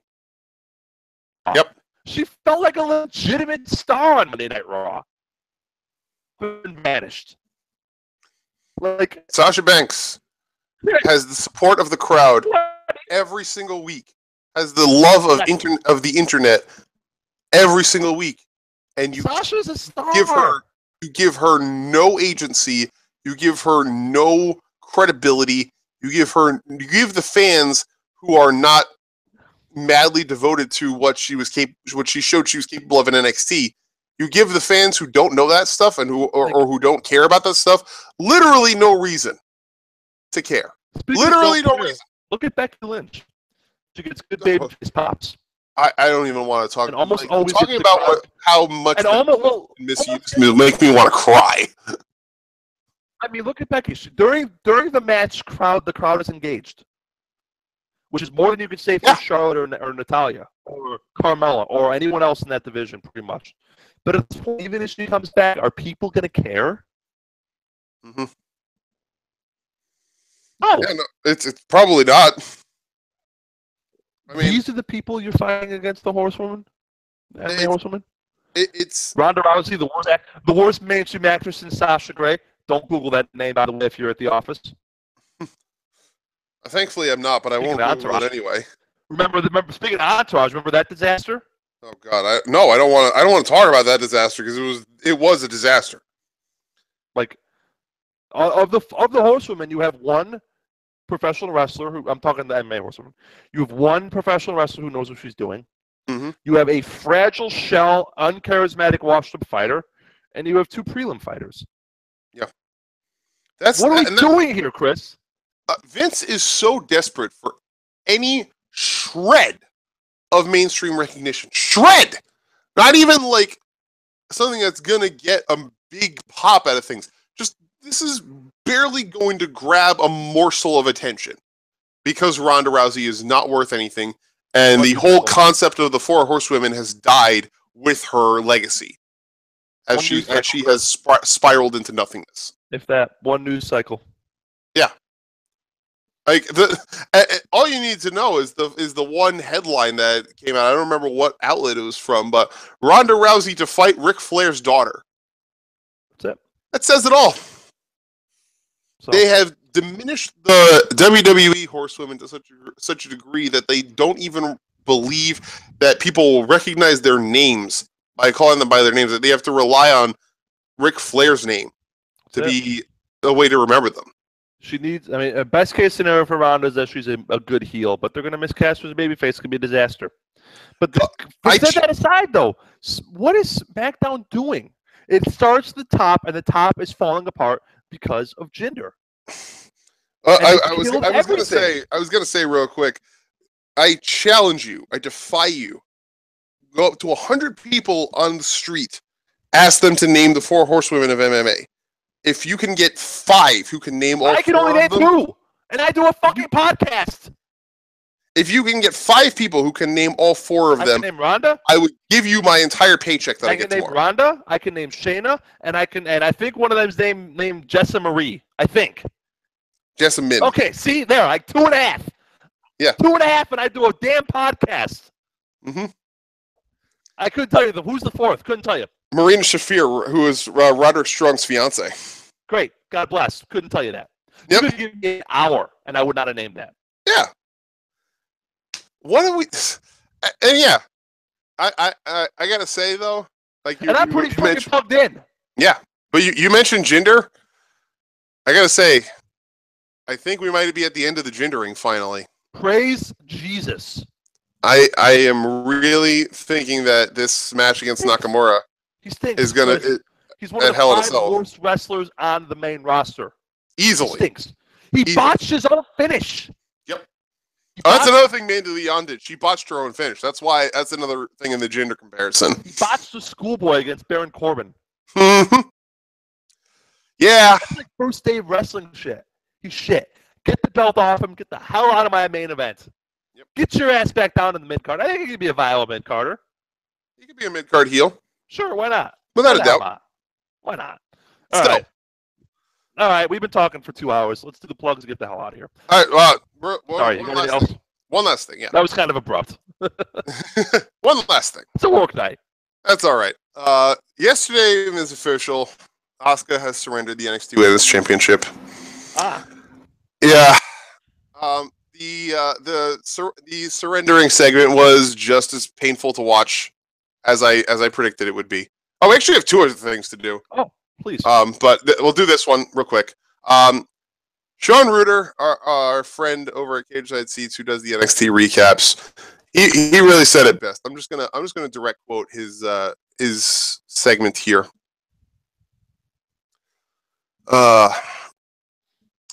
WWE is also very much in the business of selling us wrestlers as performers first and characters second. Oh wait, crap, my feed just dropped down. Okay, there we go. All right, WWE is also very much in the business of selling us wrestlers as performers first and characters second. I can't watch this and not appreciate what it means to Kanako Uri, that Paul Levesque thought enough of her to write this story for her, or see the connection she shares with Adrian Reese, and be moved by what they mean to each other, both professionally and personally. All that said, I pretty much hate this as a story. Of all the ways they could have handled Asuka's streak, her reign and call-up, This is the laziest. Lazy is a good word for it. You know, he names Asuka, Ember Moon, and Triple H by their shoot names, and I approve of that because it's very true. Kanako Uriah and Adrian Reese are best of friends from many years together working in Shimmer. Adrian was basically Kaneko's introductory person to the U.S. when she started doing U.S. tours with Shimmer and some of the other indie feds. And two of them have history going back almost a decade, if not longer. And I think it's great that they were able to share that moment in the ring. But after less than 2 weeks after the two of them had a match that should have made Ember as a character have blood hatred for Asuka as a character, to do that then, it just fucking kills the agency that Ember has as being a potential viable candidate for the NXT Women's Championship now. By having her being in the front row applauding? Yep, and then getting in the ring to hug her. Oh, that was bullshit. Bullshit. I hated that. Garbage. Hated that. I am team Asuka Goldberg push. Joshi Goldberg. Hashtag Joshi Goldberg. Yeah. Hated that with all my heart. Yep. Do you know what it reminded me of? I want you to go back. I have a homework assignment for you, Chris. Okay. I want you to watch the Ric Flair ceremony from 2008. The Raw after WrestleMania, where everyone came out and went in the ring, and the whole roster came out and people were in tears. Mm-hmm. I want you to pay attention to Dave Bautista. You may have not been watching. Did you watch this live? Do you know what I'm talking about? I was not watching during this. So everybody comes out to honor. Watch the segment. The segment kicks ass. Yeah. Everybody. Shawn Michaels had retired Ric Flair the night before WrestleMania. Mm-hmm. The whole thing was if Ric Flair loses the match, he has to retire. He lost to Shawn Michaels. So they had a Ric Flair retirement ceremony, and everybody from his past, like Dusty Rhodes was there, and all the Horsemen were there, and it was great. It was so good. Mm-hmm. Evolution came out as part of the honor of Ric Flair. Batista and Evolution. It was Flair, Orton, Triple H, Batista. Yes. Shawn Michaels came out because he's the one who retired Ric Flair, and they were longtime friends. Mm-hmm. They cut to Batista, and Batista's glaring at Shawn Michaels because he's pissed that Shawn Michaels retired his mentor because he couldn't lay down, because he's too arrogant. Yep. That was the next feud. They built the feud off that ceremony. Batista wasn't glad-handing Shawn Michaels. Dave Bautista was not shaking Michael Hickenbottom's hand. Mm-hmm. Dave the Animal Batista was pissed at Shawn Michaels for ending his friend's career. Yeah. And you have this fucking meta bullshit. You know what? Tell me a story. That's it. All I ask, tell me a good story. It's stupid. I hate this fourth wall shit. You know why I watch wrestling? I want to get sucked into it. I want to believe these characters hate each other. You know? Mm-hmm. I don't need buddy and Instagram videos and Snapchat shit and, we're going to go hang out on Twitter. Yeah. I don't need that. Keep it behind the scenes. Keep it behind the scenes if you're going to do it. Yeah. I don't want that. I want a good story. Yeah. I want Ember Moon pissed that Asuka is getting away from her clutches. Yep. That's what I want. Yeah. Or I want Ember Moon pissed at herself for not being able to beat Asuka. One or the other. I don't want fucking hugs and buddy and I'm gonna hang out with my Snapchat buddy and all that other bullshit. Yeah. And let's not also I don't care how friendly you are. Let's also not forget WWE told us both during these last 2 weeks on social media and during this fucking episode of NXT, they told us Asuka has a broken collarbone that she suffered from that match with Ember Moon. There's a broken collarbone, and that is part of the reason why she's surrendering the title. And then they have Ember Moon, William Regal, and Triple H both raising her arms, and Asuka herself putting her arms up to wave to the crowd. Do they just want to come right out and tell us, you idiots are fucking stupid and we're working you? Because that would have been much easier than fucking trying to sell us on an injury that doesn't exist. They love treating their audience like idiots. We've discussed this. They love doing it. They treat their audience like they are morons. And you know what? When I watch the company, I sometimes feel like a goddamn moron, Chris. So it's working. Yeah. All right. So the fallout from that episode, there's a video up on YouTube and Twitter. Vic Joseph asks William Regal what the plan is for the title, and William Regal says that he has to think about it, and they're not going to reveal it just yet. So, what do you think happens? Does the winner of the May get it? Do they do a tournament in NXT? I hope they have a tournament. I hope the winner of the May gets placed in a match against the winner of a battle royal or a tournament at the Survivor Series takeover. That's what I'm hoping as well. Winner of the May gets one spot in the main event. Mm-hmm. Winner of a 8-woman tournament or 10-woman battle royal or some sort of match gets the other spot. Yeah, that's what I hope they do. I hope. And you know what I don't want to have happen, and I talked about this a couple weeks ago. They can't give the belt to Ember Moon. I don't want them giving it to anybody, but they definitely cannot give it to Ember. I don't even want them giving it to whoever wins on Tuesday. No. I don't want that to be the prize there. No. You cannot give the belt to someone. It has to be earned at the apex of a tournament. Mm-hmm. And I think if you give it to a character like Ember, who has been shown as a failure in the ring, it would kill her. I'm betting we don't see a champion until Houston. I'm cool with that. So I'm cool with that. That's where I think we head. I'm cool with that. Last thing. Destruction in Fukushima. Oh yeah. This weekend. We were talking about New Japan. That's actually that's like the afternoon, Monday. Right? Monday, like at 2 a.m. Monday. Sunday, 3 a.m. Eastern. Sunday the 10th. So Saturday night / Sunday morning. Yes. Oh, I can be up for that. Yes, you can. And then go back to sleep. Main event. Wake up and watch the Bears lose because I hate my life. Actually, before we get to the matches itself, Kenny Omega has had to pull out of the first 2 weeks of Destruction shows because of a meniscus injury. So he is going to be out, but he will be back for Destruction at Kobe to defend the U.S. title against Juice Robinson. Replacing him until then, and I'm excited for this. I mean, I love Kenny. I'm sorry that he's injured. I hope he gets better in time for Kobe to have that match against Juice, because I'm sure that match is going to be amazing. But I'm excited because his replacement on this tour, coming up from the dojo, making his debut, Leo Tonga, the third son of Haku, joining the Bullet Club. Nice. Big boy, right, Chris? He's a head taller than Bad Luck Fale. Whoa. And wider. Whoa. But not fat. Like, this dude, like, you've seen Kitamura? Yeah, oh yeah. This dude is like a taller Samoan Kitamura. Yeah. He's your kind of guy. My kind of. So Mark Haskins and this tall Samoan are my kind of guys. I love it. I love that you know me that well. There's a GIF up because they're doing the Road to Destruction house shows. And last night was the first one where Leo Tonga made his debut. And they had him in it was a 6-man tag of Leo and the Guerrillas of Destiny versus War Machine and somebody else. I couldn't tell who it was that was also on War Machine's side. But there's a GIF up. Hansen's doing the Forever Lariat on Tama Tonga and Tangaroa. Leo gets in the ring. And as Hansen's charging across to hit Tama Tonga, and Hansen doesn't see him and turns around and runs right into him. Nice. Leo just stands there and then picks him up and just body slams him. And Hansen's not a small man, as we know. So, and Leo Tonga just picks him up like he's fucking nothing and just slams him. And it's so awesome.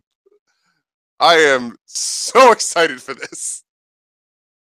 Oh my god! Like, I'm all for, you know, another giant Samoan, especially to inject some interesting new blood into Bullet Club, and maybe take some of the workload off of Fale because he needs a break. Yeah, he does. Leo is actually tagging with Fale at Fukushima against. I'm sorry, it's pronounced Fukushima. I keep fucking that up. I'm sorry. He's Leo and Bad Luck Fale are tagging at Fukushima against David Finlay and Juice Robinson. So, Dave and Juice, I'm sorry. The other interesting developments. Do you follow Hiromu Takahashi on Twitter? I do now. After what you sent me. Yeah. Will Ospreay's a cat. Young Will and Young Will smoke show. I do now. Who apparently is also a wrestler, you were saying, right? Yeah, Bea Priestley is not that great. No. I'm sorry to say. That's too bad. But Will Ospreay is a cat, according to Hiromu Takahashi. They had themselves a little Twitter exchange earlier. Following Will made an Instagram post showing him and Takahashi having a stare down. And he linked to it on his Twitter. And Hiromu capitalized on this by basically saying, "I'm gonna mind fuck this kid as hard as I possibly can." And he did. Oh my god, it was so beautiful. I'm sorry, it was so beautiful. I'm gonna put this in. I hope that YouTube will let me keep this link. Okay, yeah, it's in there. All right, I posted a link. The link I posted is somewhere in the middle of this Twitter thread between the two of them. Basically, when it pops up, just scroll up to the top and then just start reading down. Sweet. It's amazing. It's well worth it. It's well worth it. And that is going to be a strong part of the Destruction shows. Starting on Sunday at Fukushima, we're going to have ourselves a little tag team match. Tomohiro Ishii and Will Ospreay are going to be facing Hiromu Takahashi and Tetsuya Naito in a tag match. So that should be interesting. And then at the end of the tour down in Kobe, Will and Okada are going to be facing Takahashi and Evil in a tag match that I am already losing my shit over. I need that match so bad. The important things that are happening at Fukushima. We have the first of our 3 IWGP Tag Team Championship triple threats between the Guerrillas of Destiny, the Killer Elite Squad, and War Machine. I stand by my prediction, and I think you subscribe to this one as well, that the title is going to change hands at every single show. Agreed. That was yours, and I co-sign it entirely. Yeah. And War Machine is going to end up with the belts again at Kobe, and nothing will have changed. On Sunday, we also have a match for the Never Openweight 6-man Tag Team Championships. Okada, Romero, and Yano versus Bushi, Evil, and Sonata. LIJ retains. I'm calling that right now. Sure. And then the main event. Big Michael Elgin. Big Mike. Versus the sociopath himself, Minoru Suzuki, for the Never Openweight Championship. It's going to be so violent. It's going to be so violent. Who do you think wins that? I think you would. I think Big Mike. I think Mike wins. Oh, you changed your mind? I think it does. Yeah, why not? I'm on prediction. I liked your initial prediction, but I think you're right this time. What was my initial? What did I say? Your initial one was that you said that Suzuki would win because of interference, and then that Mike would get it in the rematch at King of Pro Wrestling. But I like Mike winning. I like Mike winning it here. You know what? Yeah, I think Mike wins now. I think he wins now. I think the time is now. Yeah. And that's it for Destruction at Fukushima. Only other thing of note is King of Trios happened over the weekend for Chikara over in England, and British Strong Style won. Seeing as though they were the only team I could have named, that makes a lot of sense. Yeah. Then they had amazing finals against House Sendai girls, who fought hard to defend their win from last year's tournament. But Cassandra Miyagi, Dash Shisako, and Miko Satomura could not overcome the sound and the fury of Pete Dunne, Trent Seven, and Tyler Bates. So we have new King of Trios champions, British Strong Style. Congratulations, boys. Well done. We all love you, except for those of us who hate you. Actually, we all hate you because you're all scoundrels. Yep.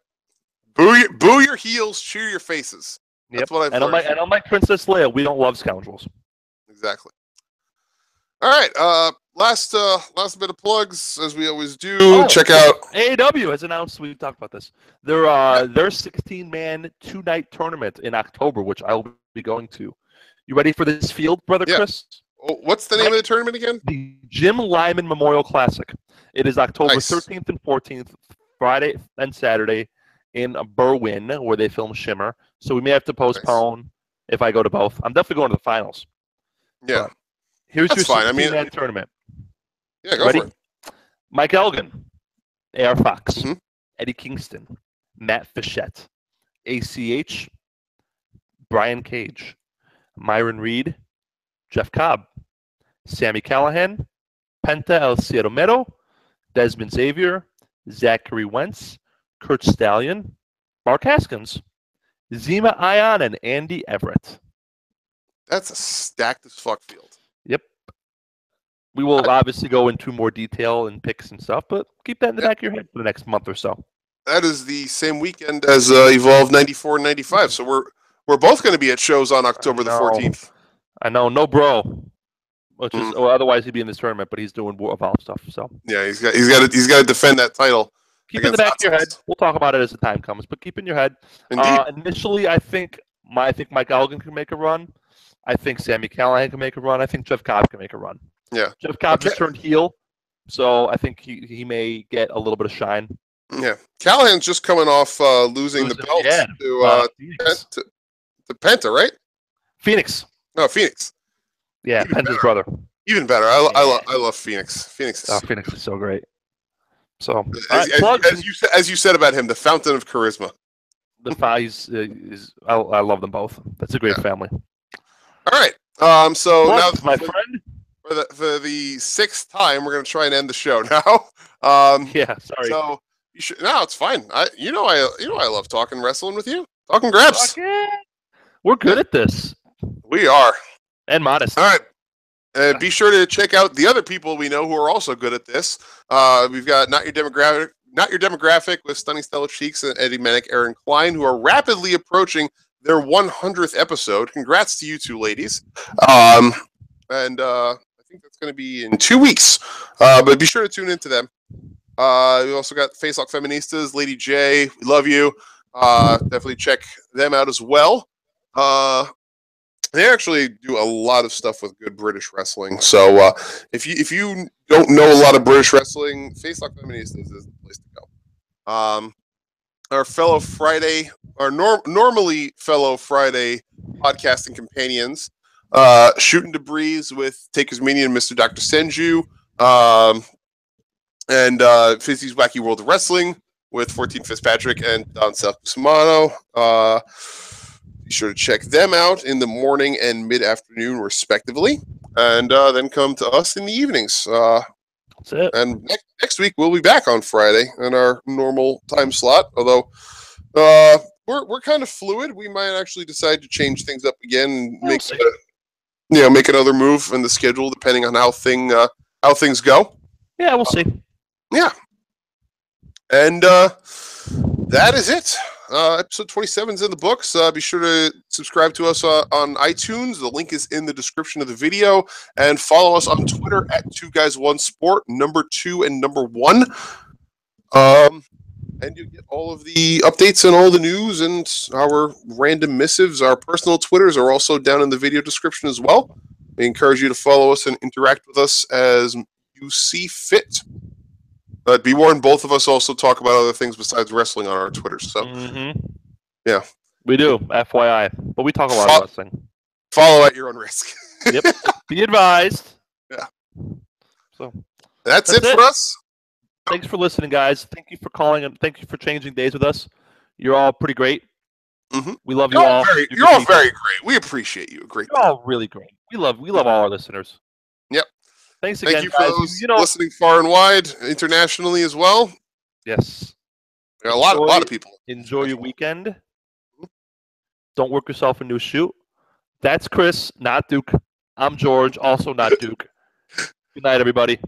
And neither of us are Duke's mustache. Good night. Unfortunately. Bye, guys.